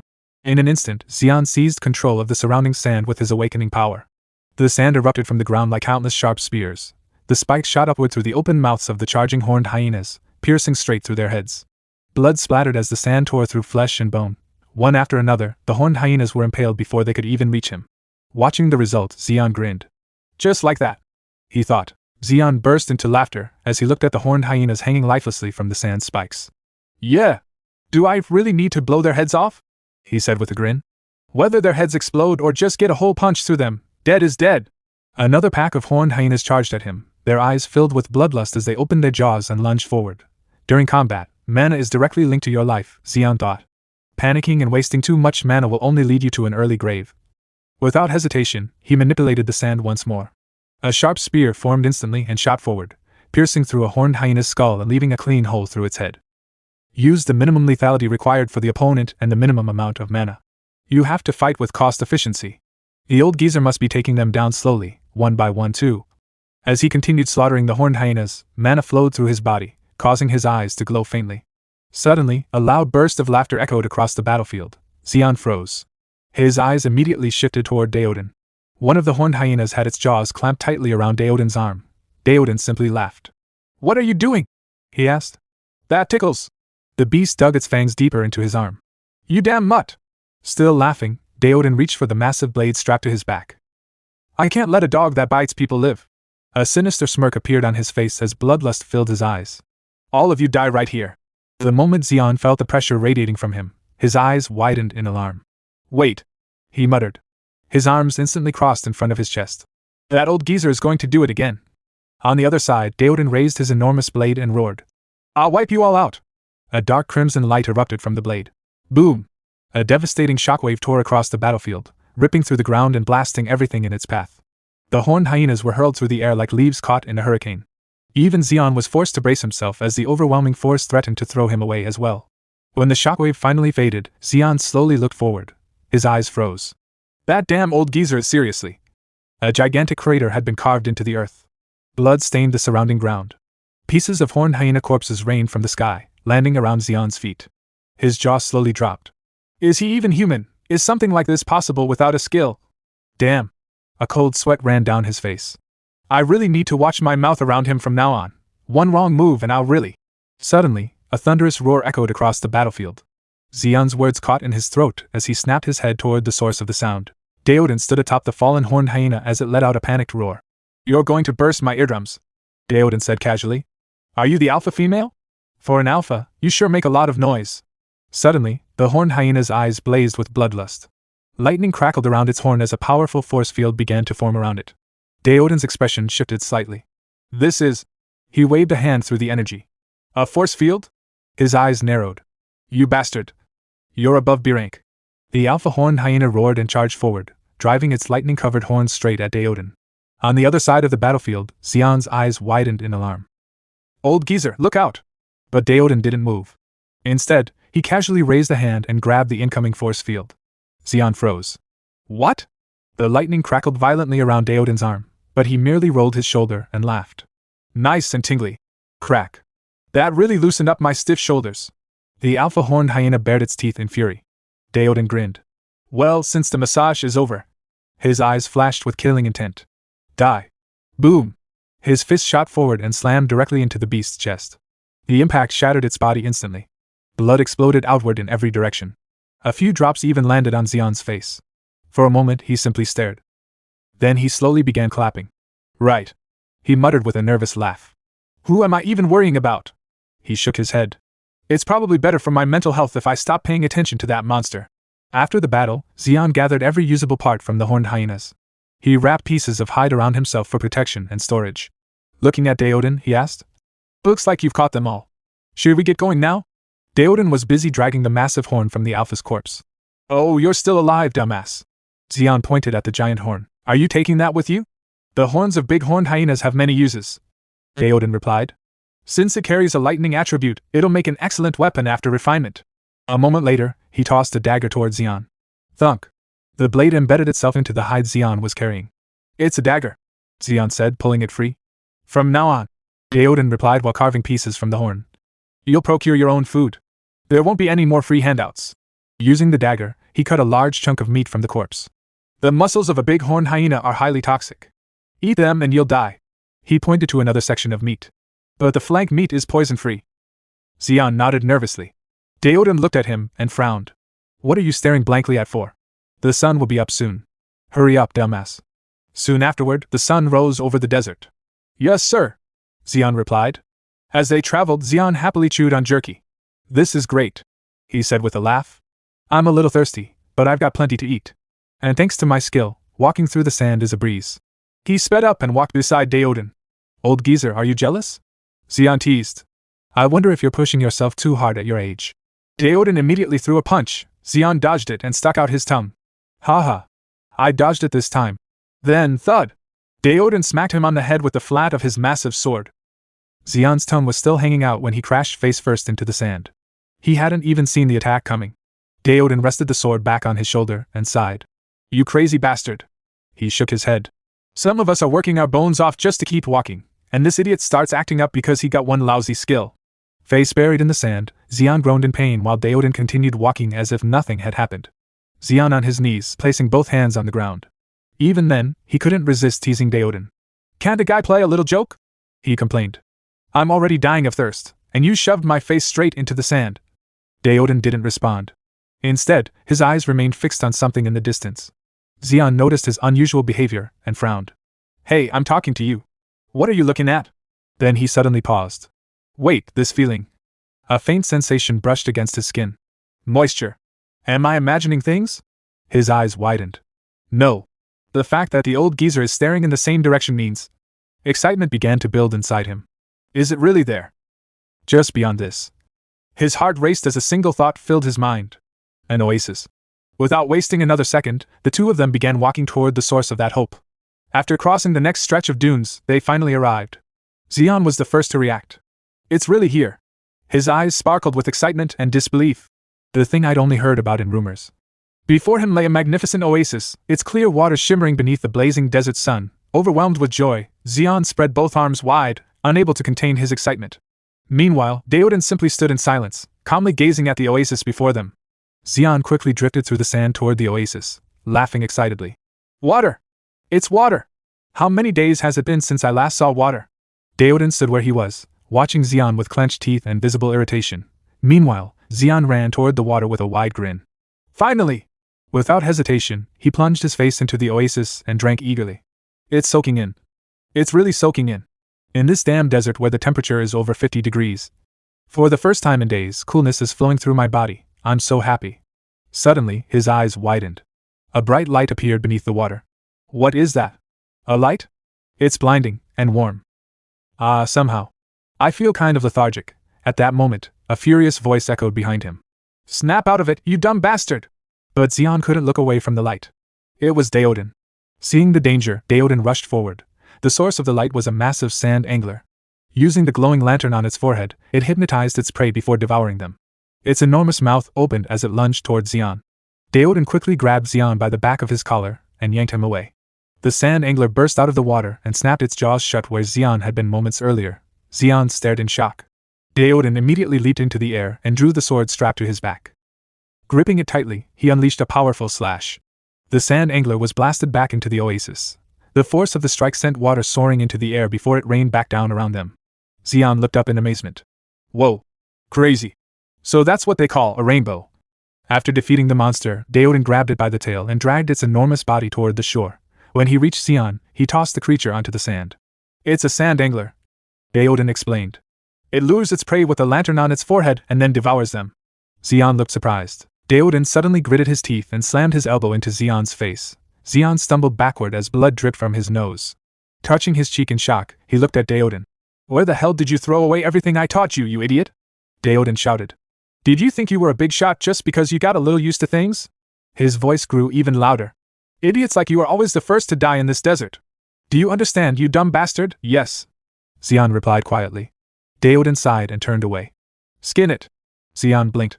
Skin it? A sand angler is a C-rank monster. The skin on its belly is soft and elastic, making it perfect for creating a robe. Cut it off and make one. Zeon tilted his head. Do you need a robe? Deoden put a hand on his forehead in frustration. Not for me. Make one for yourself, you absolute damn idiot. He pointed angrily at Zeon. How is your intelligence dropping by the minute? There has to be a reason. Did you get hit by a spell that petrified your left brain and corroded your right? Hearing that, tears began forming in Zeon's eyes. I'm sorry. Deoden ignored him and looked at the sand angler. It's changed quite a bit. Examining the monster closely, he continued. The sand angler closely resembles the fish that used to live on Earth. This must be your first time seeing a fish. Take a good look. Or don't. I don't care. Zeon stared at the monster. That's a fish? It's my first time seeing one. He shivered. Fish are scary. Taking out his dagger, he tried cutting through the creature's skin. Nothing happened. Deoden, who was resting with his head against the monster's body, spoke calmly. Are you scratching its back? It feels so good that even a dead fish might come back to life. Zeon flinched. Ah, come on. I can do it myself. He muttered under his breath. This is tougher than I thought. Closing his eyes, Zeon held the dagger against the skin and infused it with mana. Infuse the blade with mana to increase its cutting power. Sharpen the fin until it's thin enough to use as a needle. Use tendons carved from its flesh as thread. This is... For a brief moment, his eyes sparkled with inspiration. Several minutes later, however, he collapsed onto his knees in defeat. It's a total failure. The robe he had attempted to make looked terrible. Deoden glanced at the result while still leaning against the sand angler. Then he shook his head. Idiot. He pointed at the ruined materials. You turned a fish into trash. Deoden laughed and said to Zeon. I still have plenty of materials left. Let's try this one more time. Zeon continued working, and before he knew it, night had fallen. After finishing his latest attempt, Zeon shouted excitedly. It worked! It's finally finished! Looking at the robe, he grinned and said. After 8 failures, finally. This is so good I could sell it, right? Welcome to the Zeon boutique! Behind him, Deoden tore off a large piece of the sand angler and called out. Hey, idiot! Zeon quickly turned around and nervously shouted. No! Don't want to! Can't give it! Won't give you my robe! Deoden held up the massive piece of sand angler meat and frowned. Stop spouting nonsense. Eat this. Seeing a strange liquid dripping from the meat, Zeon pointed at it curiously. What is that? A sand angler's gallbladder. Deoden replied. It's a rare medicine. Eat every last bit of it. Don't leave a single gram. Then he laughed. If you don't eat it, you'll die.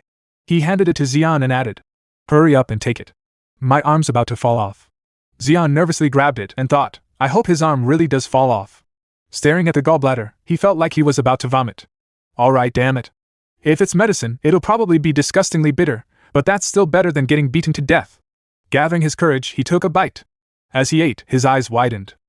What is this? It feels like I'm eating a cloud. No matter how much I eat, I don't feel full at all. Well, thanks to that, I finished it faster. Suddenly, Deoden called out. Hey, idiot. Zeon's eyes shifted toward him. Deoden was casually roasting sand angler meat over a fire while eating. It's time for you to burn to death. Zeon looked around in confusion. What are you talking about now? The next moment, a tremendous heat erupted inside his body. His eyes widened in horror. He grabbed his neck with both hands as his face turned red. What the hell? My body, it's burning. No. It's way beyond just being hot. My body, my mana, it's all going out of control. It hurts. It feels like a sun is writhing inside my stomach. At this rate, I'm really going to. He screamed in agony. Behind him, Deoden calmly said. Endure it, idiot. As he gazed toward the oasis, Deoden thought, everything is like this oasis. Soon it will sink beneath the quicksand and disappear as though it never existed. Even then, sand anglers will be born again and return once more. Thus, the cycle of life continues. Suddenly, Zeon's scream interrupted his thoughts. Damn it, old geezer! Deoden looked at him. Still clutching his neck.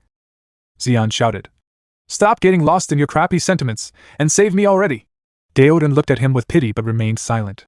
I'll kill you, old geezer! Zeon yelled. Shut up already! Deoden replied calmly. I'm trying to get some sleep. When Zeon opened his eyes again, it was already daytime. Where am I? Suddenly, Deoden appeared right in front of him with a grin. Are you awake, idiot? Zeon nearly jumped out of his skin. You scared me. Don't just appear like that. Laughing, Daoden turned around. Did you sleep well, idiot? Rubbing his head, Zeon replied. I didn't sleep. I passed out, is that so? Daoden asked. Then how does your body feel? My body. Zeon looked down at his hand. Well, it feels the same. Then his eyes widened. No, it doesn't. He clenched his fist tightly. My body feels as light as a grain of sand. My muscles are tough as steel wire, and my mana is surging like a raging storm. He stared at his hands in disbelief. What is this? To think I've grown this much so suddenly, what happened? It's thanks to the sand angler's gallbladder. Daoden replied while continuing to eat the roasted meat. His eyes shifted toward Zeon. A sand angler's gallbladder is a rare and priceless medicine for those crossing the desert. It grants the power to withstand the sun and the sand. To merchants and caravans, it's worth as much as a mana stone. He smirked. Looks like the medicine worked even better than expected. Congratulations, idiot. Zeon was stunned. Something that precious. Was it really okay to give it to me? Daoden burst into laughter. It's because you're so damn weak. He pointed at Zeon with a piece of meat. If I'm going to drag you around, you need to be at least a little useful. Laughing loudly, Zeon ran toward Daoden and said, I understand. I'll become useful. Zeon the useful. Zeon the reliable.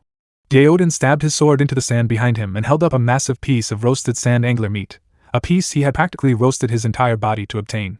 Shut up and eat your food, he said. We're not leaving until we finish the angler. Time passed as they continued eating. By the time they were finished, the sun was already high in the sky, and drifting sand had begun to cover the remains of their campsite. Daoden touched the sand angler's bones and muttered. There was more meat than I thought. To think we managed to eat our fill for 4 whole days. He then looked toward Zeon. Shall we set off again, idiot? Wearing his newly made robe, Zeon simply smiled. Then, with a confident grin, he stepped forward. Yes. Daoden followed behind him. Not long afterward, a powerful sandstorm swept across the desert. The fierce wind slammed into Zeon, but he calmly chewed on a piece of jerky as though nothing had happened. A sandstorm. Thanks to my ability, it just feels like a cool breeze. He glanced at Daoden. But the old geezer is walking just fine without even slowing down. The raging storm didn't affect him in the slightest. And he hasn't said a single word for days. Is he going through menopause or something? Zeon raised his voice. Hey! We've been walking for 2 weeks without stopping. Does that guy even know where we're going? Daoden didn't respond. Zeon let out a long sigh. Damn it! Did that crazy old geezer lose his way? Suddenly, something brushed against the sand behind him. A beast's roar echoed through the desert. Without even turning around, Zeon casually flicked a finger. A compressed bullet of sand shot backward. Shut up, you! The creature hissed and slithered through the sand. Zeon sighed again. Seriously? How much farther do we have to go? Then his eyes shifted behind him. His expression changed. It's tougher than I thought, isn't it? Activating his awakened ability, he extended his senses beneath the desert floor. I was hoping we could just pass by unnoticed. But it looks like that's not going to happen this time. As his awareness spread through the sand, he detected numerous creatures lurking beneath the surface. These guys are dead serious. Zeon bent down and placed one hand against the sand while raising the other to control the surrounding desert. All right. If we're doing this, come out already. A grin appeared on his face. If I'm late, the old geezer will kill me. He slammed his palm into the ground. Boom! The desert exploded outward as dozens of massive creatures burst from beneath the sand, roaring furiously as they surrounded him. Zeon continued controlling his sand awakening power, as mana flowed into his eyes. Good. You listened well. With a flick of his finger, he commanded the surrounding sand to erupt. The sand burst upward like countless spears, impaling every end nearby. Their agonized screeches echoed through the sandstorm as their bodies were torn apart. Standing firmly on his feet, Zeon looked around confidently. Days with sandstorms are really nice, he muttered. There's sand everywhere, no matter where you look. Then he noticed Daoden had already gone far ahead. What? Zeon shouted angrily. Where did that old geezer go? Hey, old geezer! How could you play dirty and leave me behind? He clicked his tongue in annoyance. I've never seen a guy with so little camaraderie. No wonder you're still wandering around alone at your age. Unbeknownst to him, one surviving ant quietly followed him through the sandstorm. As Zeon ran to catch up with Daoden, a thought suddenly crossed his mind. Don't tell me. He heard that, right? His eyes widened in fear. If you heard that, I'm sorry. Despite his panic, Zeon's 10-meter detection zone remained active. He never let his guard down, constantly monitoring his surroundings. Whenever a monster entered his range, he could react immediately. However, what he sensed this time was different. It wasn't simply a monster. It was pure terror. Suddenly, countless giant ants burst from beneath the sand and charged toward him. Zeon instantly slipped aside, narrowly avoiding their attack. This is crazy, he shouted. Just how many of them are there? Where did this massive army come from? He glanced toward Deoden in the distance.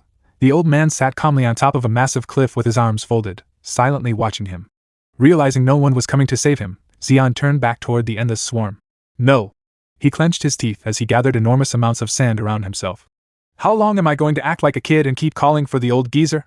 As hundreds of ants leaped toward him, Zeon twisted the surrounding sand into countless sharp sand spikes that shot upward.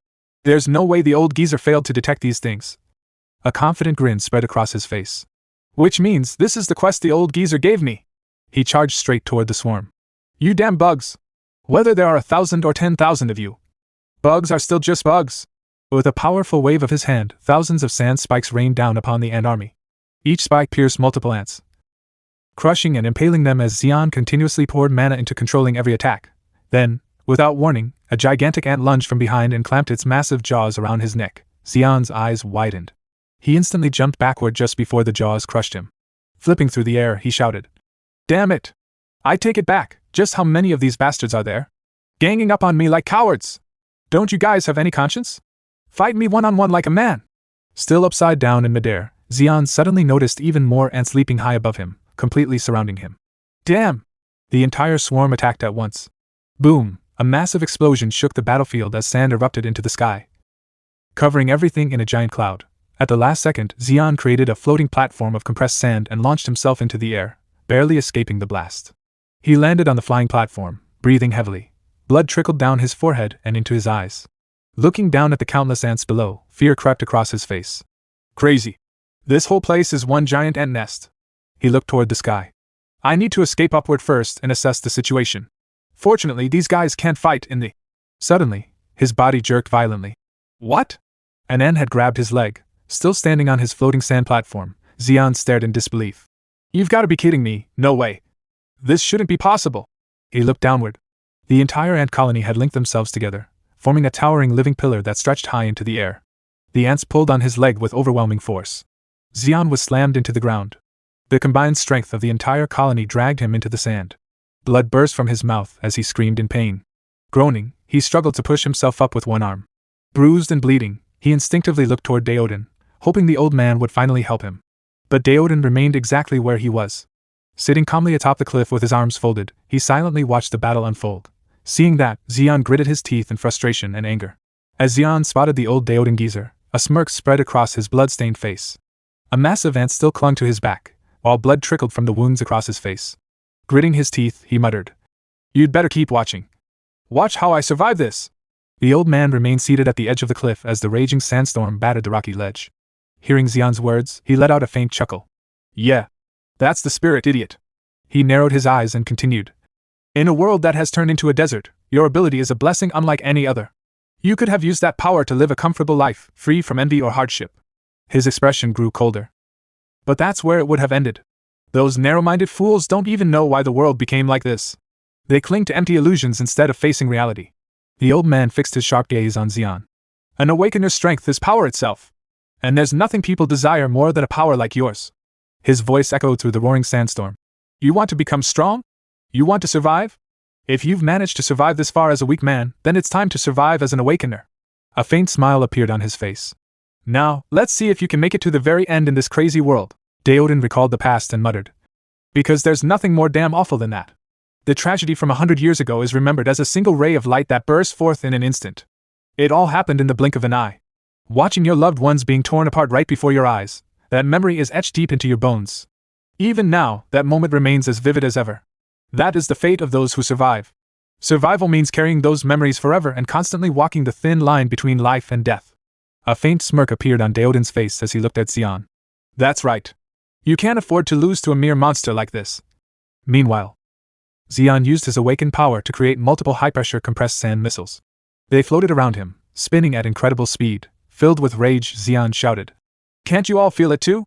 You're all finished. The ants trembled in fear as they sensed the overwhelming power radiating from him. While controlling the high-pressure compressed sand missiles, Zeon muttered. It's the simplest, and the crudest technique. He launched one of the sand missiles toward the ant army. But if I compress it with gravity, wind, and every ounce of energy I can control. The missile struck the swarm, triggering a massive explosion that sent a devastating shockwave across the battlefield. Countless ants were blown away in an instant. Zeon smirked, spread both arms wide in excitement, and declared, "Its power has increased dozens of times over. This is the end for all of you." One after another, he launched the remaining sand missiles while skillfully controlling them with both hands. "Before I become even stronger, you'll regret not killing me when you had the chance." From the edge of the cliff, Deoden watched the battle unfold. Sitting calmly with his arms folded, he smirked and said, "Heh, the punk's getting all fired up." Zeon lowered one arm and rested the other across it, breathing heavily after exhausting a tremendous amount of mana. Even then, the remaining compressed sand missiles continued to orbit around him. Ahead of him, the battlefield had been completely devastated. Deep craters covered the ground where his sand missiles had struck, and not a single ant remained in sight. Clenching his fist in excitement, Zeon grinned. "I did it!" He turned toward Deoden and shouted, "Old geezer! Did you see that? I'm going to wipe out every last one of these." Before he could finish, a giant ant's tail, ending in a massive maw, shot out without warning. It wrapped around his body and hurled him forward. Zeon's eyes widened in horror. Gritting his teeth, he looked behind him in disbelief. "How? I didn't sense its presence at all."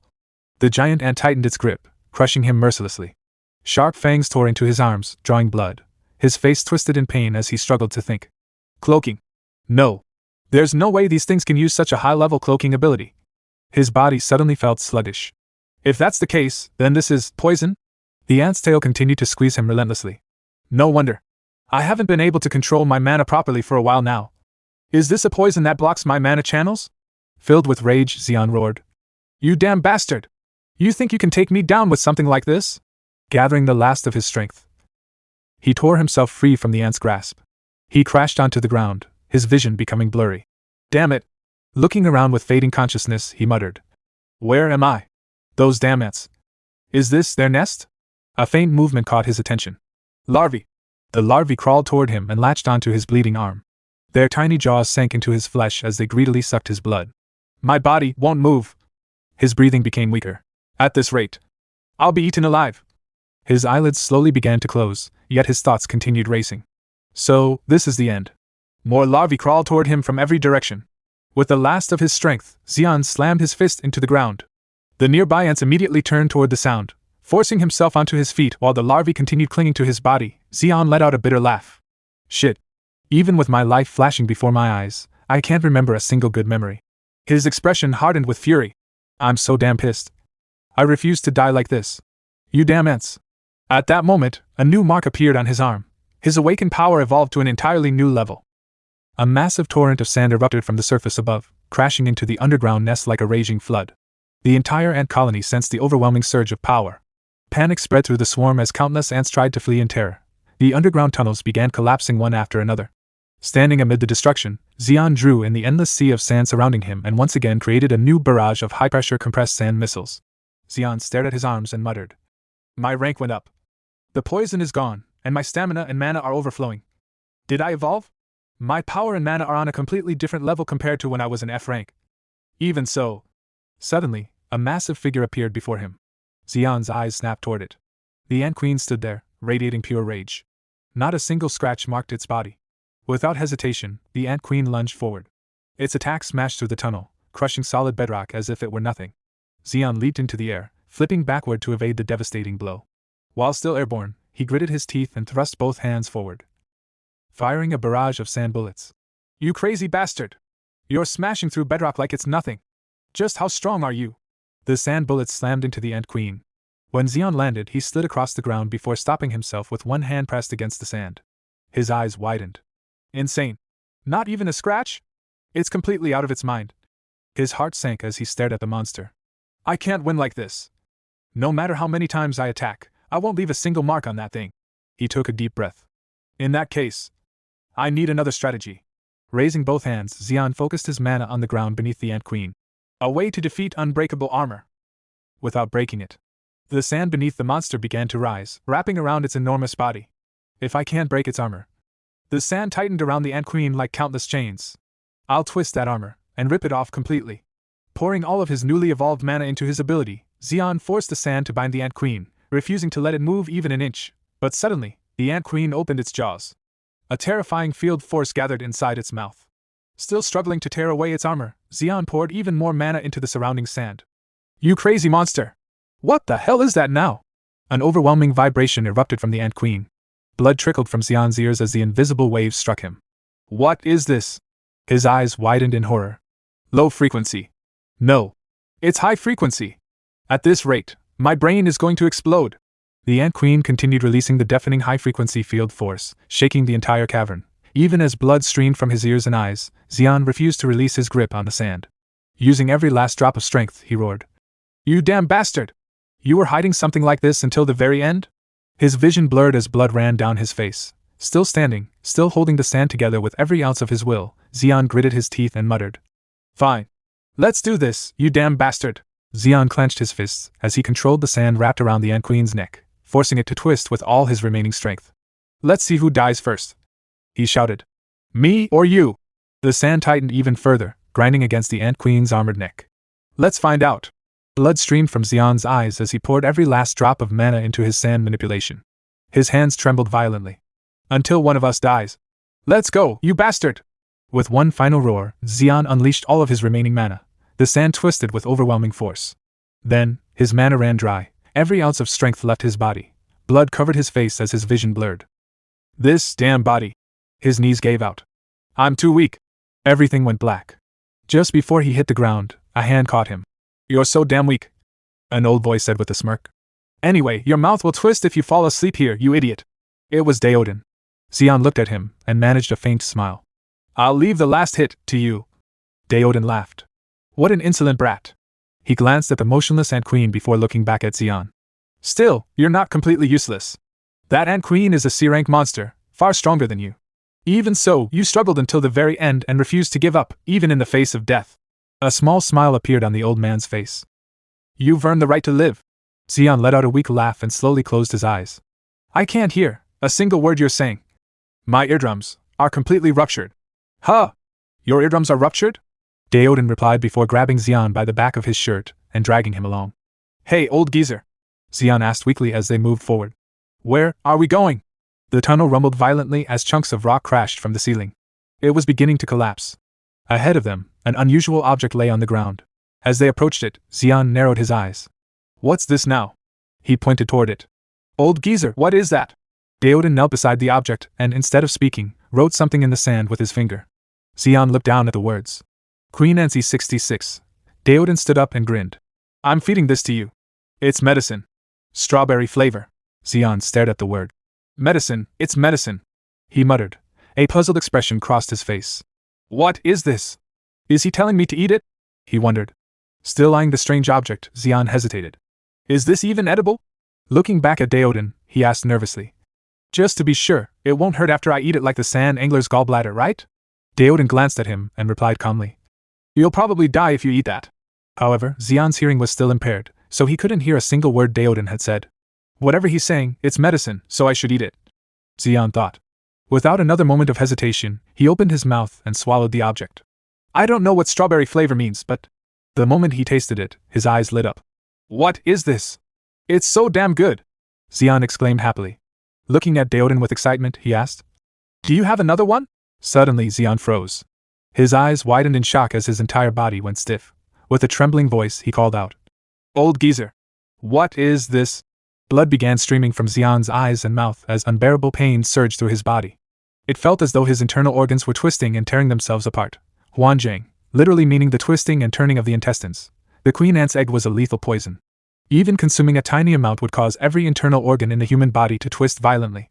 It was as if the victim's organs were pierced by countless thorns and turned inside out, forcing them to suffer the agony of Huanjiang until death. Zeon screamed in excruciating pain, clutching his face as blood poured from his eyes. What the hell? What did you make me eat? He shouted.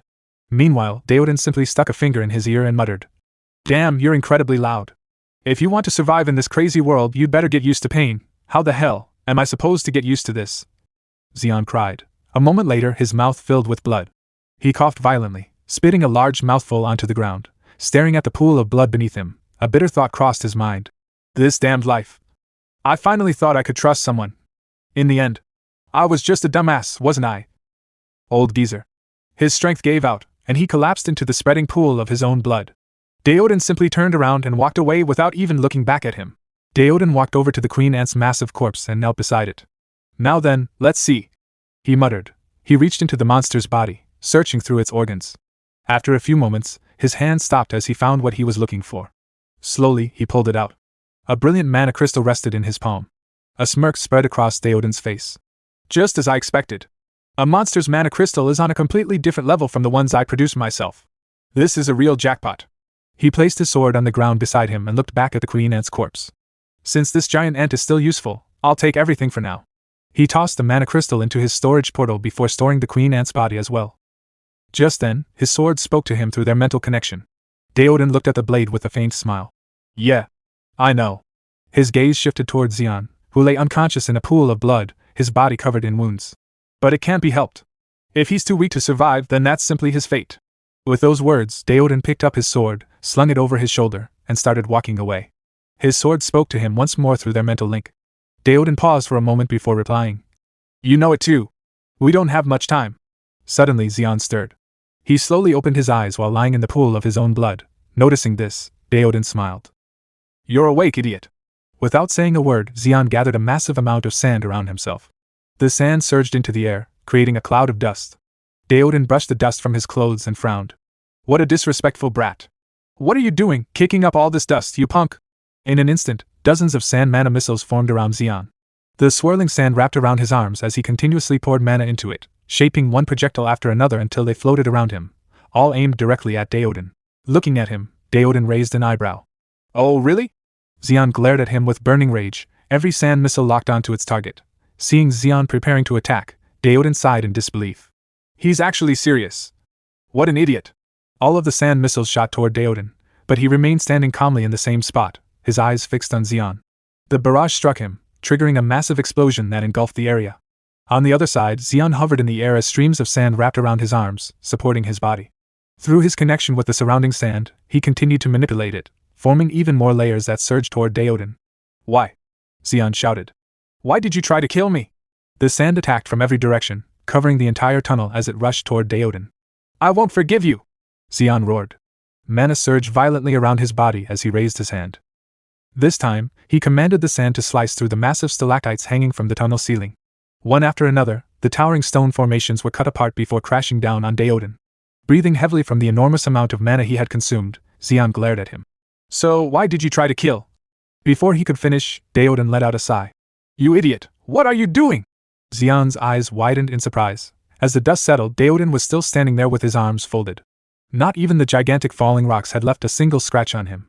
I know the queen ant's egg contains components that mess with your brain, Deodan said with a tired expression. But couldn't you think for even a second? Zeon's heart skipped a beat. What the?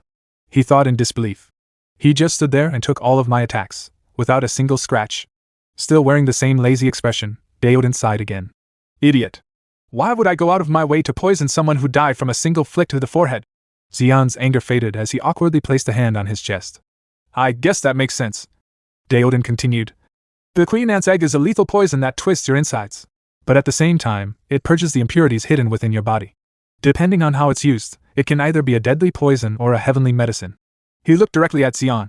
Once those impurities are removed, mana naturally fills the empty space they leave behind. You felt it while you were attacking me, didn't you? Zeon fell silent. After a moment, he clenched his fist and carefully sensed the mana flowing through his body. His eyes widened. His mana had increased dramatically. Deodan nodded. Your mana has increased 3, maybe even 4 times over. Zeon looked at Deodan, and all of his anger instantly disappeared. I'm sorry for doubting you, he shouted as he ran over and wrapped Deodan in a tight hug. I must have lost my mind for a second. To think I actually doubted you, you old geezer. Deodan sighed. Yeah, you huge idiot. I get it. Now get off me. I hate being hugged by another man. With tears streaming down his face, Zeon gritted his teeth and cried. I hate it too. But come to think of it, I can hear again. It had a healing effect too. Deodan looked at him and smiled faintly. Idiot. A grown man crying like this. Let go already. No, Zeon replied. I haven't even thanked you properly yet. At that moment, the sword hanging on Deodan's back spoke to him through their mental connection. I know, my friend, Deodan answered silently. The truth is, he really could have died. He only survived because he was strong enough. Still hugging Deodan, Zeon thought to himself, even though I almost died, this should be enough for him to forgive me, right? Deodan quietly clenched his fist. If he doesn't become stronger soon, he'll be useless. I made a reckless gamble. He then grabbed Zeon with one arm and smiled. All right, idiot. Shall we get going now? Don't forgive me, idiot, Deoden thought to himself. Zeon looked confused. Old geezer. Why are you carrying me again? Deoden grinned and pointed toward the tunnel above them. We don't have time. Shouldn't we hurry and get out of here? Zeon's face turned pale. Oh damn, don't tell me. Far above the tunnel, 3 scorpions were quietly feeding. Without warning, an enormous burst of energy shot upward from below. Deoden, carrying Zeon under one arm, blasted straight through the tunnel at incredible speed. Laughing loudly, Deoden asked, Well, idiot?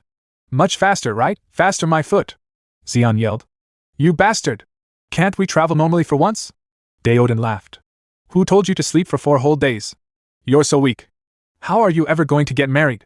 Suddenly, Deoden's expression became serious. Wait. What is that? Still hanging from Deoden's arm, Zeon sighed.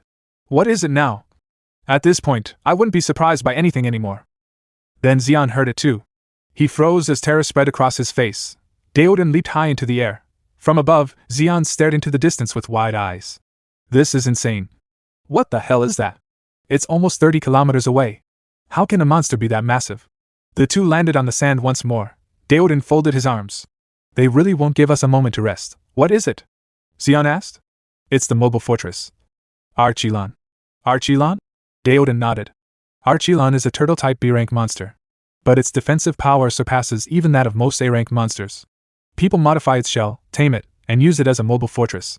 Zeon's mouth fell open. They ride that gigantic monster? Yeah, Deoden replied calmly. Take a good look, idiot. See how vast this world really is. Zeon continued staring in complete amazement.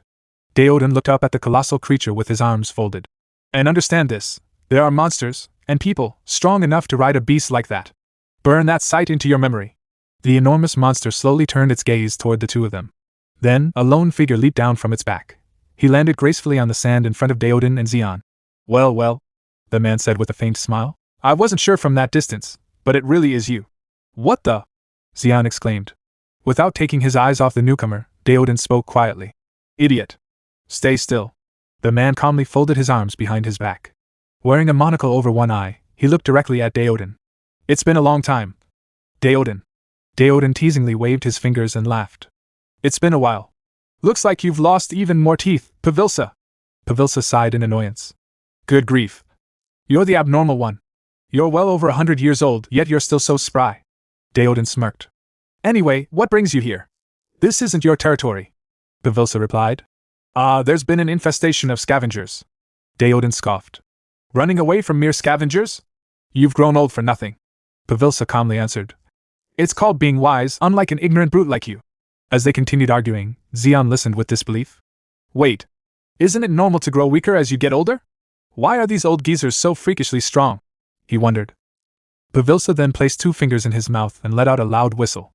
Moments later, a gigantic turtle emerged from behind him. Forget it, Pavilsa said to Deoden. What's the point of arguing with you? The enormous turtle slowly moved forward. Both Deoden and Zeon stared at it in surprise. Whoa. That's insane. Zeon muttered in amazement. The giant turtle lowered itself onto the sand, causing a massive cloud of dust to rise as a thick rope ladder dropped from its shell. Zeon covered his mouth with his sleeve and coughed as the dust surrounded him. The turtle's enormous eyes suddenly locked onto Zeon. The moment he noticed its gaze, his entire body froze. I'd better stay quiet, he thought nervously. Pavilsa glanced at Zeon and asked Deoden. That's a face I haven't seen before. Is he your subordinate? Deoden grabbed Zeon by the back of his neck as usual and replied. Well, I figured I'd do the environment a favor and picked up some trash. Pavilsa chuckled as he turned toward the rope ladder. A man like you dragging someone around. The world must really be coming to an end. The 3 climbed down into the giant turtle. As they descended deeper, Zeon looked below and widened his eyes in amazement. Whoa! This is unbelievable! What kind of place is this?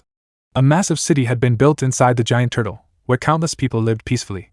While continuing down the stairs, Deoden folded his arms and asked. So, this is the Moat clan? Hearing that, Zeon turned around and asked. A clan? You mean they're all blood relatives? Yeah, Deoden replied. They're all descendants of Pavilsa. A bunch of fools who think they're the chosen ones. In reality, they can't do anything without Archilon. Pavilsa cleared his throat and said. What do you know about our clan to run your mouth like that? Deoden proudly answered. I know enough. They're nothing but dead weight. Once you die, Archilon will abandon every last one of them. Isn't that right? Pavilsa remained silent for a moment before replying. We can discuss that later. After a while, they arrived at Pavilsa's room. Deodan casually sat down in a chair. Pavilsa looked at him and asked, "Right, shall we examine the goods first?" "Be my guest." Deodan replied as he calmly opened his subspace inventory. In an instant, countless items poured out onto the floor. Zeon stared at the mountain of loot in shock. "Whoa. This is insane. What is all this? Just how many people have you killed?" Deodan smirked. "You'll be added to that count soon." Curious, Zeon looked at him again.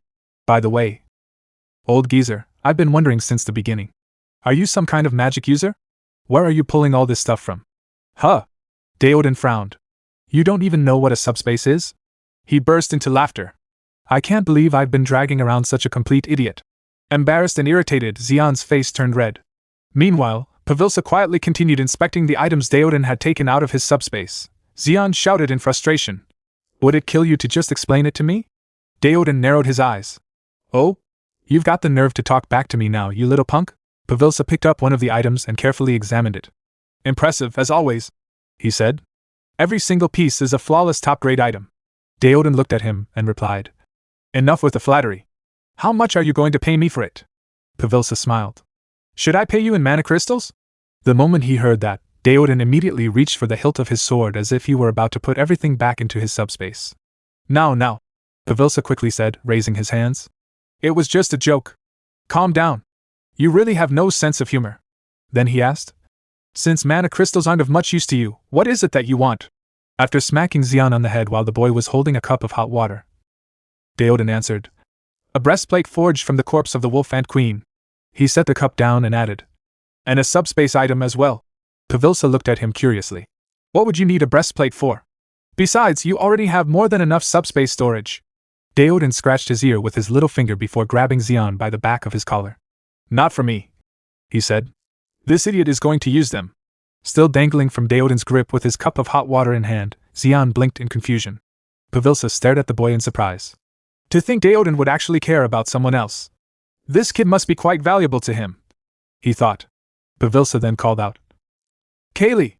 The sound of approaching footsteps echoed through the room. Both Deodan and Zeon turned their heads toward the entrance. A moment later, a young woman stepped inside. Zeon's eyes widened, and his cheeks flushed slightly. "Wow! She's beautiful," he thought. Kaylee was a graceful and slender young woman with an elegant appearance. She bowed respectfully before Pavilsa. "You called for me, Grandpa?" Pavilsa nodded. "Do you still have that subspace bracelet you crafted before?" Kaylee thought for a moment before replying. "I no longer have the bracelet, but I do have a gauntlet. The enchantment turned out exceptionally well, so I've kept it stored away safely." Pavilsa smiled. "Then bring that gauntlet and give it to this boy." Kaylee's eyes widened in disbelief. "Excuse me? That precious gauntlet?" Deodan looked at Kaylee with a teasing smile and chuckled. "So, that little girl became an enchanter, huh?" Startled by his sudden remark, Kaylee greeted him nervously. "Hello? You're still looking as spry as ever." With a smirk, Deodan replied, "An enchanter is a rare profession, even in Neo Soul. As expected of Pavilsa's granddaughter, you've acquired quite a remarkable ability." Kaylee scratched her cheek awkwardly. "Ah, yes. I suppose so." Pavilsa stepped in front of Kaylee and waved his hand. "It must be uncomfortable for you. Go on ahead and tell Noel to craft a breastplate." Kaylee nodded lazily before waving at Zeon. "Understood. Hey, you! Follow me. I'll give you the gauntlet." Zeon obediently followed behind her. "Yes, ma'am. Right behind you." As they walked away, Deodan and Pavilsa silently watched Zeon, puzzled by his unusually obedient behavior. While walking through the streets, Kaylee suddenly turned around and asked, What's your relationship with that monster?" Zeon looked confused. "Monster? Oh, you mean the old geezer? I just happened to run into him by chance, and ever since then he's been dragging me around." Kaylee's eyes widened in shock. "What? By chance? And you're still alive after being dragged around by that monster?" Seeing her reaction, Zeon thought to himself, I get it now. She's just like me." He imagined Deodan effortlessly tearing monsters apart with his bare hands and instantly understood why Kaylee was so terrified. "She's definitely got PTSD." Kaylee sighed before continuing. "Well, anyway, be careful. That thing is a monster wearing human skin." Zeon gave a tired smile. "I know that all too well." A few moments later, they arrived at their destination. "Is this it?" Zeon asked. Kaylee's face lit up with excitement. "Yep. My workshop." As she opened the door, she grinned proudly. "Try not to be too surprised, okay? You're about to see something you've never seen before." The moment Zeon stepped inside, his jaw dropped. This is. The workshop was packed from wall to wall with countless weapons and equipment. Are all of these items? Kaylee laughed proudly. That's right.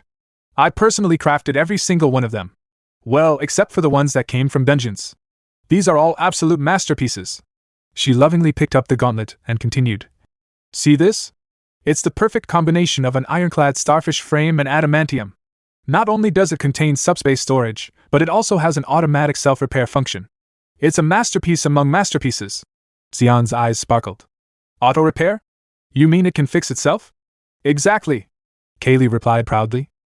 It also has a fire attribute. Depending on what kind of fire-attributed item you insert into it, this gauntlet can become an unimaginable monster. Zeon smiled brightly. Is it really okay for me to have something this valuable? Kaylee hesitated for a moment. Well, Grandpa told me to give it to you. Oh, and remember this, you can only insert an item into it once. Once it's inside, you can never remove it, so choose carefully. Zeon reached for the gauntlet with an excited grin. I'll remember that. I'll gladly accept it. However, as he grabbed it, Kaylee refused to let go. Zeon pulled harder. Kaylee still wouldn't release it. Finally, Zeon used even more strength to pry it from her hands. I can't give it to you, Kaylee cried. I won't. I can't hand my precious child over to some nobody like you. Still struggling to take it away, Zeon shouted. Then what the heck do you expect me to do? With one final tug, Zeon successfully snatched the gauntlet away. Holding it triumphantly, he laughed. Sorry, but it's mine now. The child you've raised with so much love now belongs to me. The very next moment, crack. The entire workshop suddenly shook violently. The walls trembled as a loud shattering sound echoed throughout the area. Both Zeon and Kaylee froze. Looking at her nervously, Zeon asked, Should I give it back? Kaylee slowly shook her head, her expression turning serious. No, that's not it. She clenched her teeth as another violent tremor shook the workshop. This cry from Archilon. Her eyes widened. It's them. The ground shook once again, even more violently than before. Zeon looked at her in confusion. Who are they? Kaylee stared upward, her face filled with tension. Meanwhile, elsewhere, Deoden and Pavilsa had also sensed the disturbance. Pavilsa narrowed his eyes and muttered. How persistent. He let out a sigh before saying, Those scavenger bastards. While walking behind the hurrying Kaylee, Zeon asked. Scavengers? Without slowing down, Kaylee replied. Yeah. They're an infamous group that's been rapidly expanding their power lately. Zeon frowned and asked. What kind of people are they? It's the Black Shark clan, Kaylee answered. Their leader is a D-rank awakener and a complete lunatic. Every one of his core members is also an awakened scavenger. The more she explained, the angrier she became. They don't just loot people. They're bloodthirsty psychopaths who kill without a second thought. The two soon arrived at a massive gate. As Kaylee reached out to open it, Zeon, still following behind her, asked in disbelief. Even though he's only a D-rank? Kaylee ignored his question. She pushed the gate open and called out anxiously. Grandfather! Those people are. Before she could finish, Pavilsa, who was already standing inside, calmly replied. I've already seen them. Kaylee quickly asked. Should we move, Archilon? Pavilsa slowly shook his head. Even if we do, they'll catch up to us in no time. His hand trembled slightly as he clenched his fist. Now is the time to stand and fight. Understood. Kaylee replied immediately. I'll gather all the combat personnel right away. Suddenly, another voice interrupted. No. It was Deoden. Still sitting comfortably with a cup of hot tea in his hand. He set it firmly on the table before saying, Not you guys. We'll handle it. Kaylee looked at him in shock. Huh? What? Deoden pointed at Zeon and shouted. Hey, idiot! From behind, Zeon immediately protested. I'm a private dumbass! Ignoring the complaint, Deoden smirked. You're handling this one. Zeon's eyes widened in disbelief. Huh? Me? Yeah, you punk! Deoden shouted. You got a treasure from me, so you'd better earn it. Now pay me back, what? Zeon exclaimed. How am I supposed to beat a D-rank awakener? Deoden looked at him without a hint of sympathy. So what? Zeon fell silent for a moment. Deoden looked at him and asked with a smirk. What? Are you scared? Those simple words struck Zeon right where it hurt. Before he knew it, he had already accepted the challenge. A short while later, he landed in the middle of the desert, ready to face the enemy. Clicking his tongue, he gritted his teeth in frustration. Damn it! I can't believe I fell for such a cheap taunt. He let out a quiet sigh. That old man isn't just powerful. He's as sharp as a blade. He knew exactly how to push my buttons. Taking a deep breath, Zeon forced himself to calm down. Phew. Calm down. I don't have time to dwell on this. Closing his eyes, he focused his mind as the surrounding sand slowly began to respond to his will, swirling around him. They'll be here in about 5 minutes. Need to figure out a way to defeat an awakener. As Zeon slipped on his newly acquired gauntlets, and continued thinking who's ranked higher than me before they arrive. He concentrated. The surrounding sand slowly began to swirl around him, responding to his will. Meanwhile, from atop the giant turtle, Pavilsa watched him quietly before turning to Deoden. Is this really going to be okay? Deoden looked at him and asked. What do you mean? Pavilsa replied. I'm asking if it's really alright to leave that kid out there all by himself. I heard he's only an E rank. Deoden answered without the slightest hesitation. If he loses, he dies. That's all there is to it. Pavilsa let out a quiet sigh. You're as extreme as ever. Even so, he couldn't help but worry. Even a tiger cub can be mauled to death by a dog while it's still young. However, if that cub survives and bears its fangs, it will one day grow into a fearsome predator. Suddenly, Pavilsa called out from atop the giant turtle. Hey kid! Zeon immediately looked up. Keep this one thing in mind! Pavilsa's words struck Zeon deeply. Although the story didn't reveal exactly what he said, those words ignited a fierce determination within Zeon. His expression hardened as he clenched his fists tightly, his anger and resolve burning stronger than ever. On the other side, riding his camel, one of the scavengers, Mashimoto, said to his captain, Gawain, we finally caught up. Nearby, the scavenger girl Clay called out, Captain Gawain. Should I have them pick out the useful ones to sell off? The captain sat silently on his camel, arms folded, for a moment. Then, focusing his awakening power, his eyes began to glow with red mana that also flowed around his hands. Filled with anger, he replied, No! Hack off their limbs and toss them as turtle feed. Hearing that, Clay and Mashimoto rode forward on their camels, drawing on their own awakening powers. They withdrew their blades and commanded the other scavengers, Let's go! Carve the name of the Black Shark clan into their souls. It's festival time. All the scavengers raised their blades and charged toward the giant turtle, riding their camels at full speed. Suddenly, the feet of Captain Gawain's camel sank into the sand. Even as the sand sucked the camel deeper, Gawain was shocked and began to fall with it. He leapt higher onto the camel in an attempt to save himself, but the entire animal was swallowed by the sand as if the ground itself were devouring it. Captain Gawain's eyes widened in shock as he muttered, What is that? The same realization struck the other scavengers as the sand split apart, pulling them and their camels under. Captain Gawain shouted at the sight, Retreat! Retreat! But it was too late. The sand continued to split and drag every scavenger beneath the surface. Still shocked and disbelieving, Captain Gawain muttered as he landed on the sand moved. Worried, Clay quickly ran up behind the captain and asked, Captain, are you okay? Gawain turned to her with fear in his voice. Clay, did these bastards set a trap? No, she replied. There were absolutely no traps. Without either of them noticing, the sand behind Clay slowly began to rise. It was Zeon, who had been hiding within the sand. He quickly seized Clay from behind and locked her in place. Zeon stared at her with one eye, radiating a horrifying, murderous aura. Clay's eyes widened in terror as she muttered, What the? When did he? Seeing this, the captain in front of them shouted in rage, You bastard! Take your hands off her right now. But Zeon simply used his sand manipulation power. Sand burst into Clay's body, flooding her mouth and striking her stomach. Blood sprayed everywhere. Even the captain stared in horror as the blood spread before him. Captain Gawain's movements froze at the terrible scene. After killing her, Zeon released her body. Blood covered the ground in front of him and even stained his face. He wiped it away with his hand and, filled with killing intent, said only one word, Next. At that moment, Mashimoto gripped his blade, red aura flaring along its edge, and moved to sneak attack Zeon from behind. He swung and released a wave of red aura toward Zeon. Zeon stood calmly without turning. The red aura slash cut through everything in its path, and Mashimoto believed he had struck his target. Then, in disbelief, he thought, What the hell is with this guy? Zeon still stood in place. Sand that had covered him now cleared away, leaving Mashimoto unable to understand how Zeon had dodged, or blocked, the slash. Mashimoto prepared to attack again, leaping high toward Zeon from behind with his blade ready. Suddenly Captain Gawain, seeing everything, shouted a warning, Mashimoto! Below you! Beneath Mashimoto the sand twisted into a sharp, spear-like edge. Mashimoto quickly shifted his attention and shattered the sand formation. Captain Gawain joined the fight as well, moving behind Zeon and gathering air pressure into his fist while roaring, You bastard! What kind of cheap trick? He drove his fist forward. A massive burst of sand erupted in front of Zeon, a sand barrier that absorbed the blow. Captain Gawain stared in shock. What is this? Sand? Veins of mana raced along his arms as the pressure in his fist increased. What kind of petty tricks have you been pulling this whole time?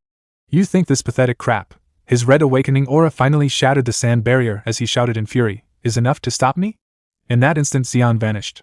Captain Gawain turned to Mashimoto. "It looks like he's manipulating something. Pincer attack." Suddenly he froze. Blood was dripping from Mashimoto. Zeon had already seized him by the neck, forced sand into his throat, and driven a blade into his stomach.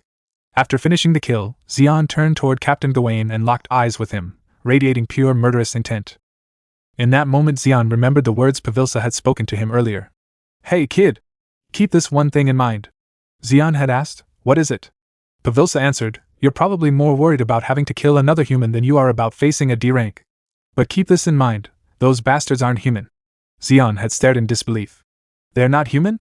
"That's right," Pavilsa replied. "Those guys enjoy killing people. They torture and massacre people for no reason. They take pride in violating women and butchering children. The number of people who have fallen victim to them has to be over 200. Do you think bastards like that can be human?" Back in the present, a pool of blood spread across the ground, soaking Zeon's feet. Without a second glance, he casually flung Mashimoto's lifeless body aside and fixed his cold gaze on Gawain. The moment Gawain saw his teammate lying dead, he clenched his fists. A crimson aura erupted around his body as his eyes glowed with uncontrollable rage. "You damn bastard! I'll kill you!" he roared. Before Gawain could make a move, dozens of sand mana missiles gathered around Zeon, ready to strike. But Gawain simply thrust both hands forward.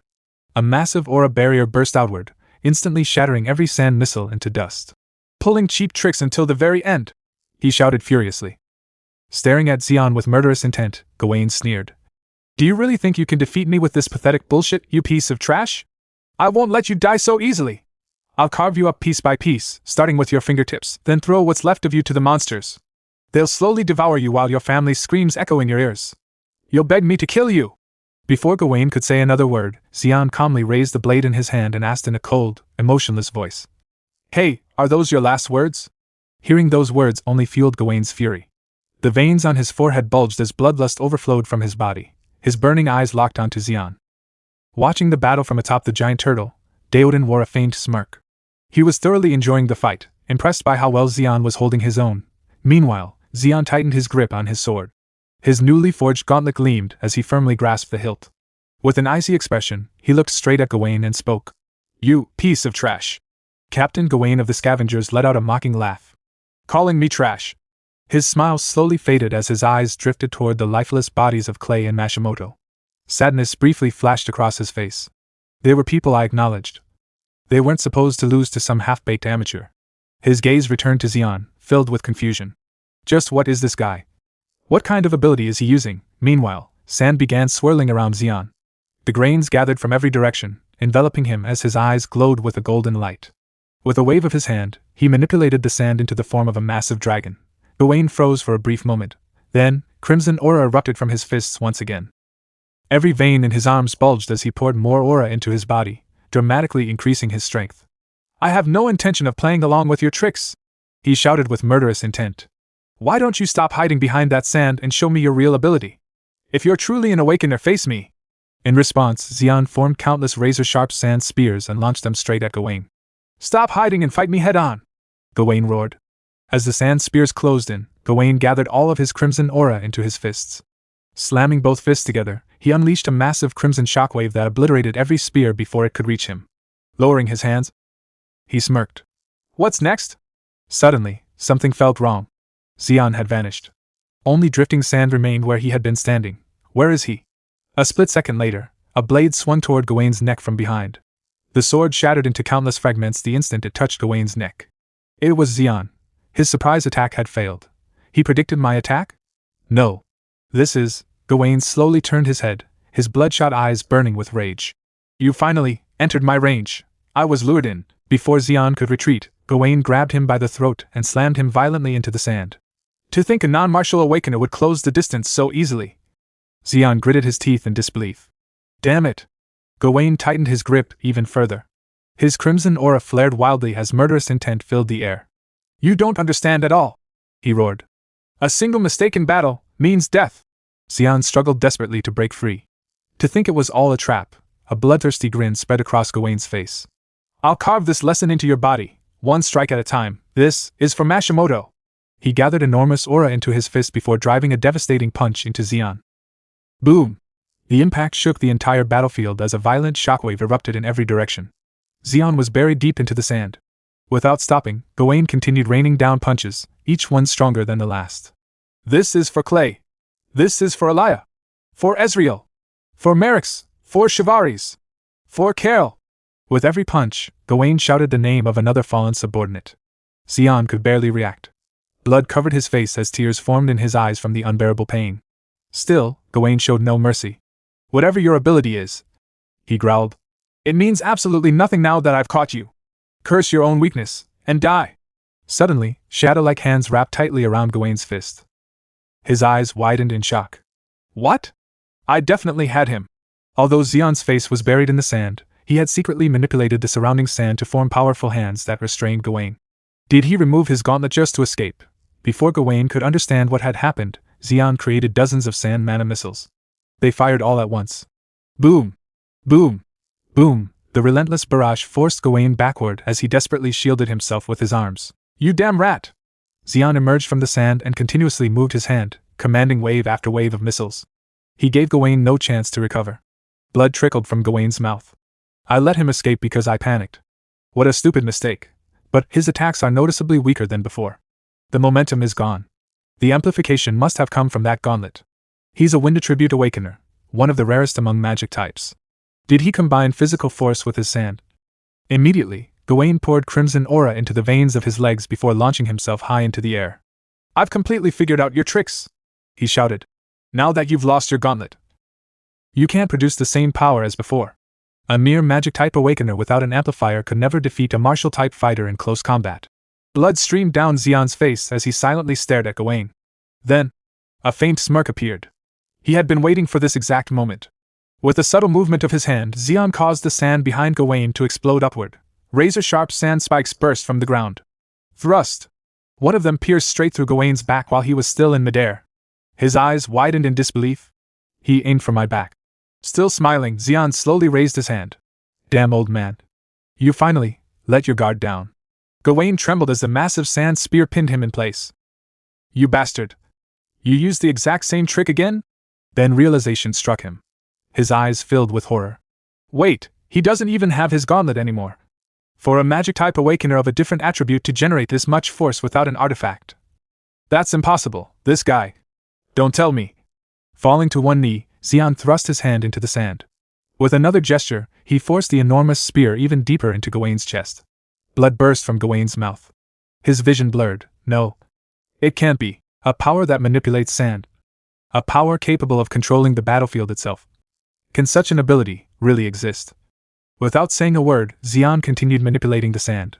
Gigantic sand hands rose from the earth, wrapping themselves around Gawain's body.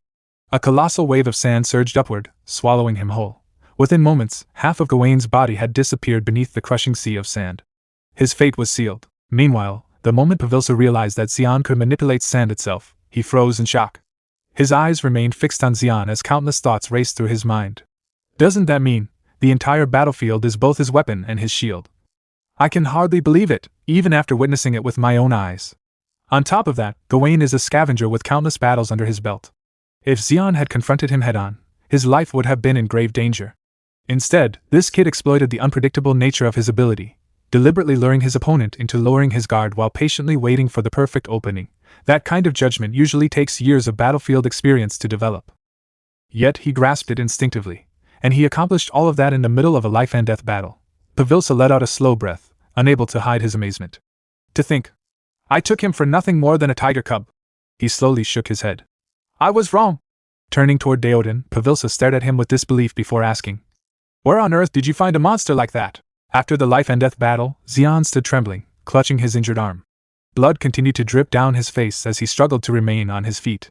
Taking a shaky breath, he muttered, that was way too close. If I had taken even one more solid hit, I would have been a goner. He wiped the blood from his face and let out a weak laugh. Still, you'd think that old geezer would at least praise me for pulling something like that off. Suddenly, a tremendous shockwave sliced past Zeon. Boom! His eyes widened in shock as the ground beside him split apart. The sea of sand was cleaved cleanly in two, the massive slash stretching far into the distance. Zeon stared at the destruction, unable to comprehend what had just happened. It was Deodan, standing atop the giant turtle, He slowly lowered the sword he had just swung and pointed it directly at Zeon. "You halfwit," he said coldly. "You're planning to come back after doing such a sloppy job?" Zeon looked at him in disbelief. "Wait, old geezer. At least give me a reason. What did I do wrong this time?"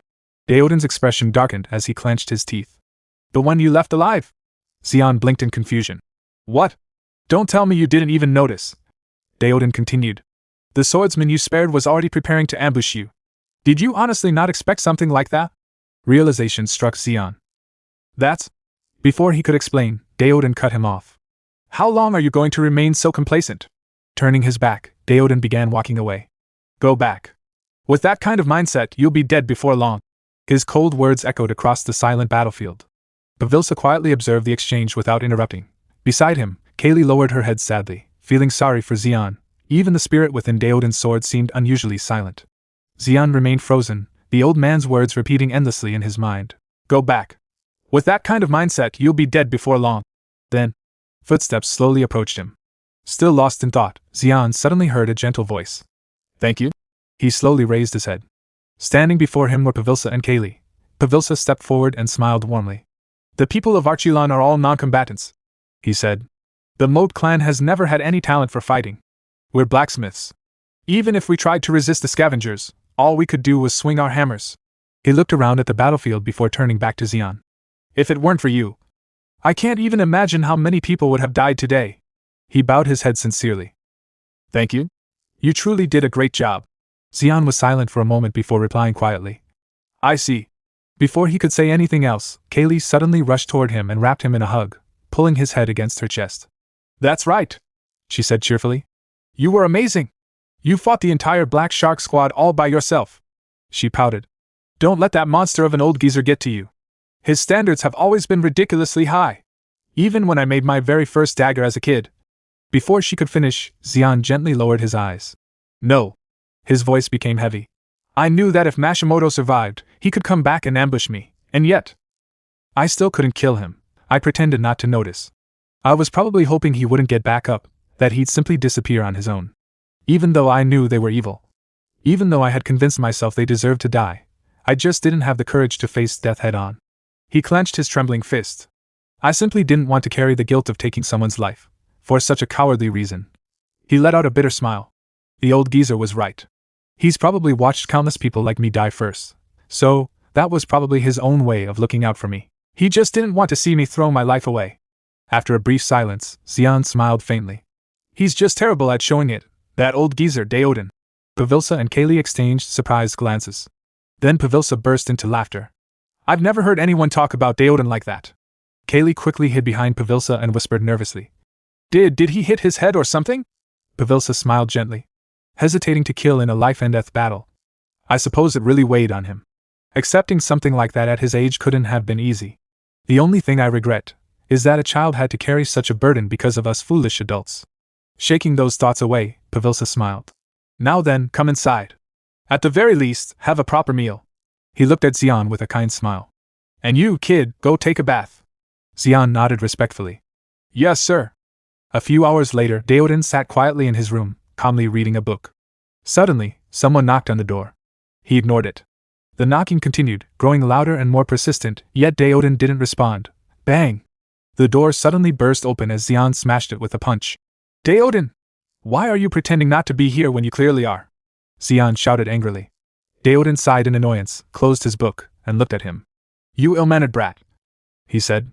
"So, our little coward, are you here to tell me you're going home?" Zeon frowned. "What's with that tone? I think you're seriously underestimating me, old geezer." He pointed at himself with confidence. "Let me be clear. I won't be broken by something like that." Daoden remained seated on the couch, silently observing him. His eyes drifted towards Zeon's trembling hands. "Your hands are still shaking," he said calmly. Zeon looked down nervously. "This is—" Before he could finish, Daoden took a sip of water and replied, "That is only natural. In fact, it would be strange if you were perfectly fine." He looked directly into Zeon's eyes. "Killing someone is never easy. It means ending another person's life. That guilt will follow you for the rest of your life." He paused for a moment before continuing. "So don't try to forget it, and don't force yourself to become numb to it. The moment you stop feeling guilty entirely, you'll become no different from the scum you killed."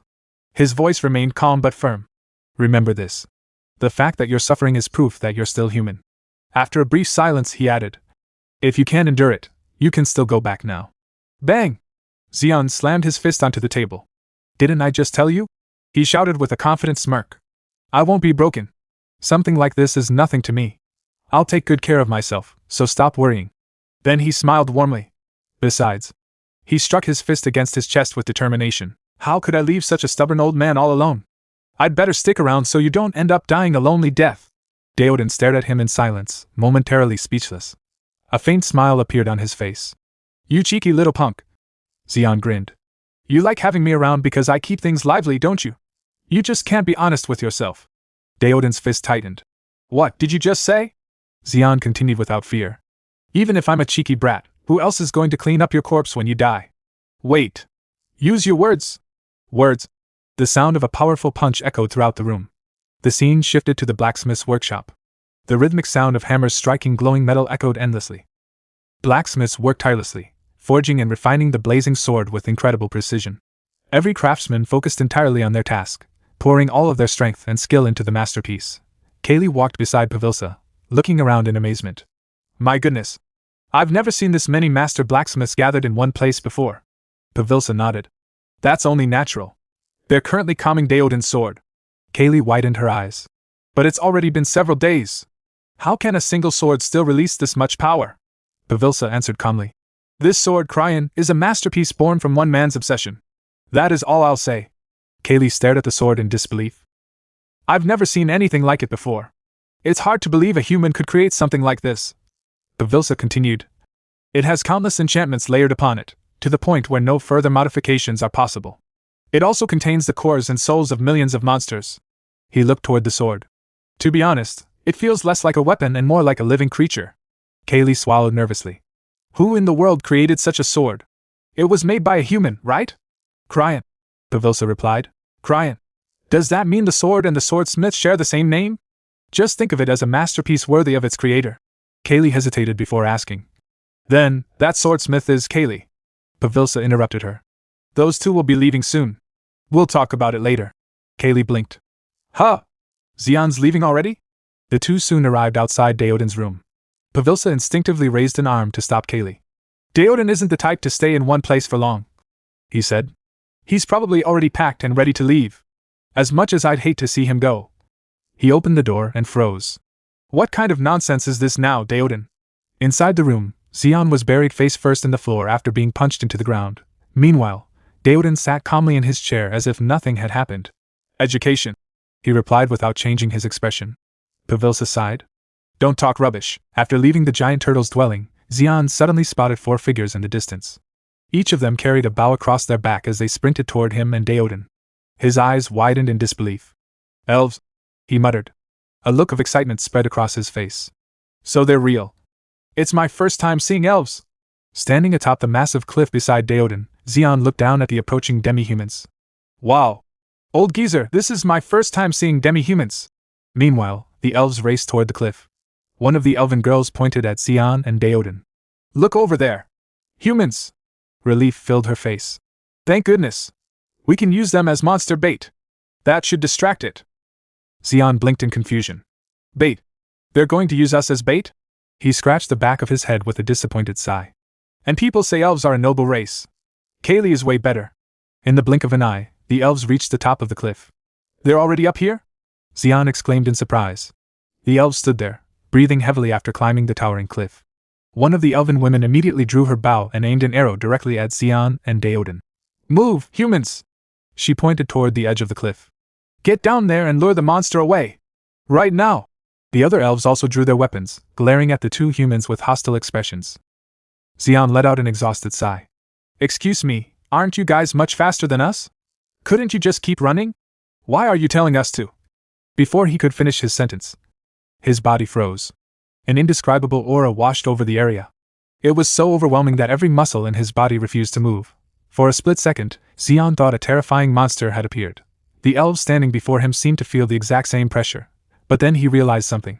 Despite facing countless monsters and powerful awakeners, this feeling was unlike anything he had ever experienced. It was pure terror, a primal instinct that screamed only one thing. Run.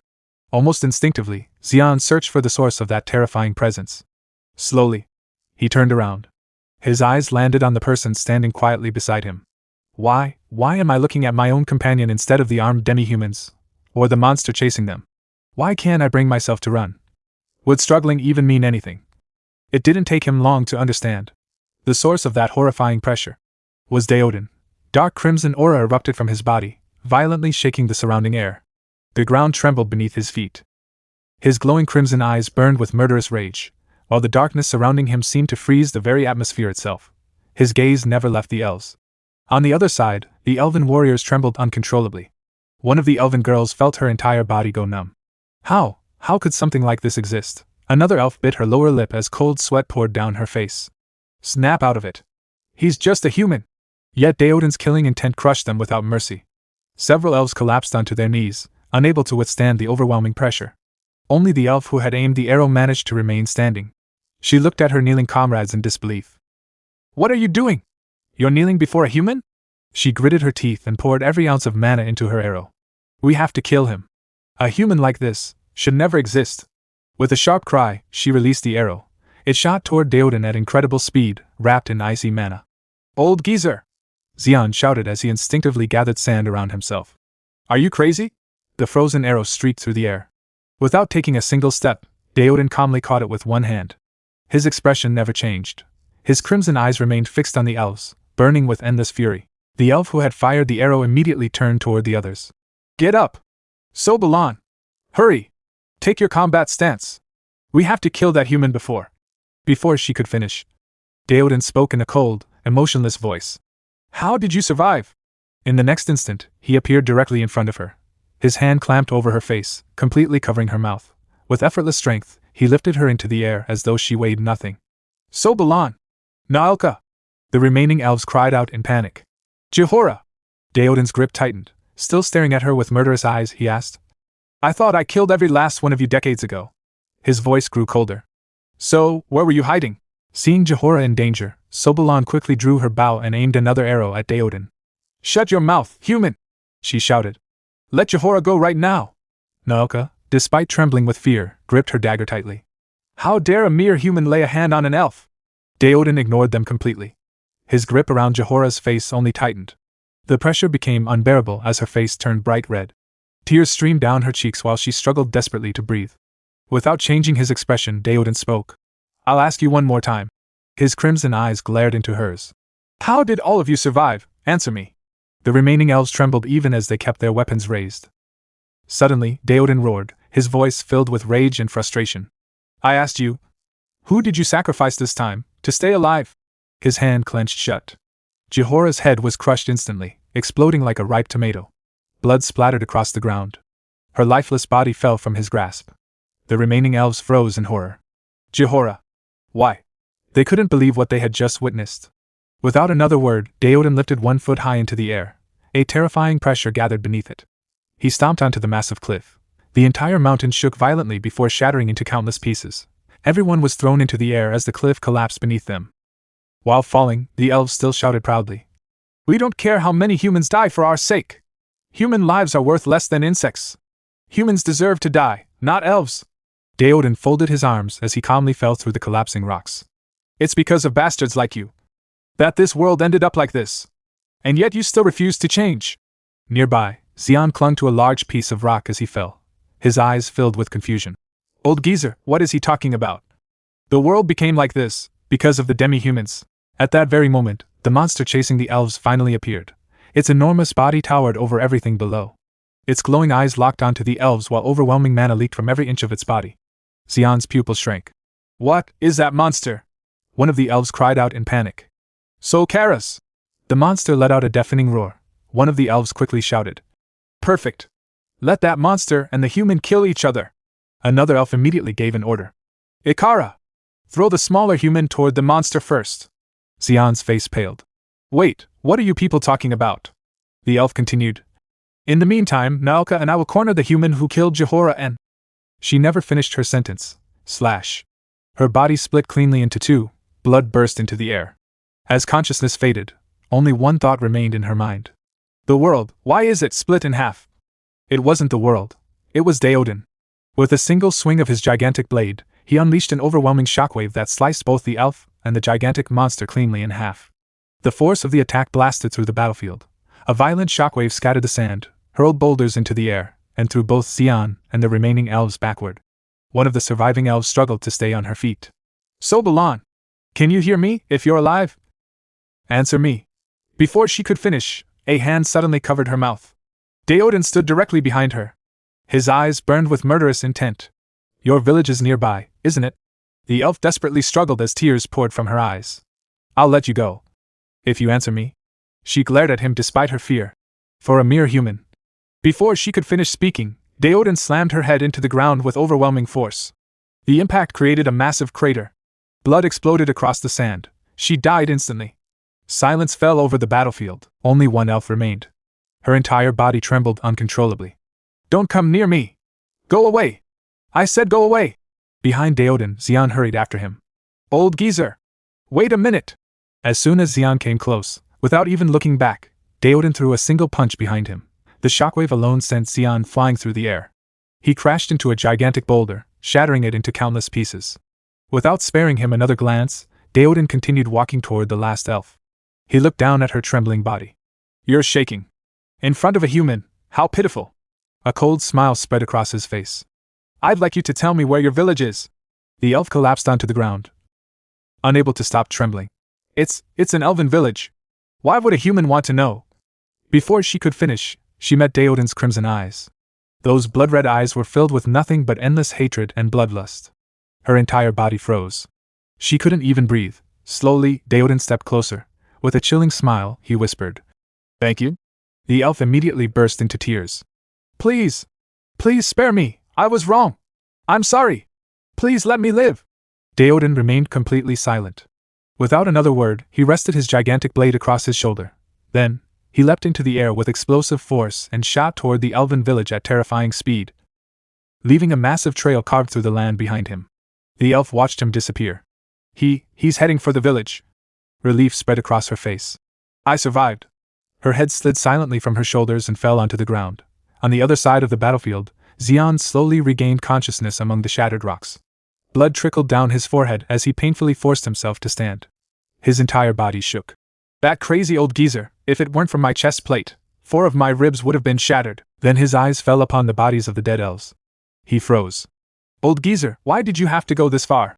Ahead of him stretched a massive scar across the land, the path Deodan had carved while charging toward the elven village. Zeon gritted his teeth. He remembered Deodan's words.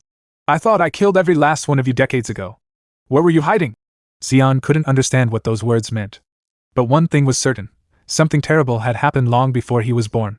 Without another moment of hesitation, Zeon dashed forward at full speed, following the path Deodan had left behind. Where on earth are you going, old geezer?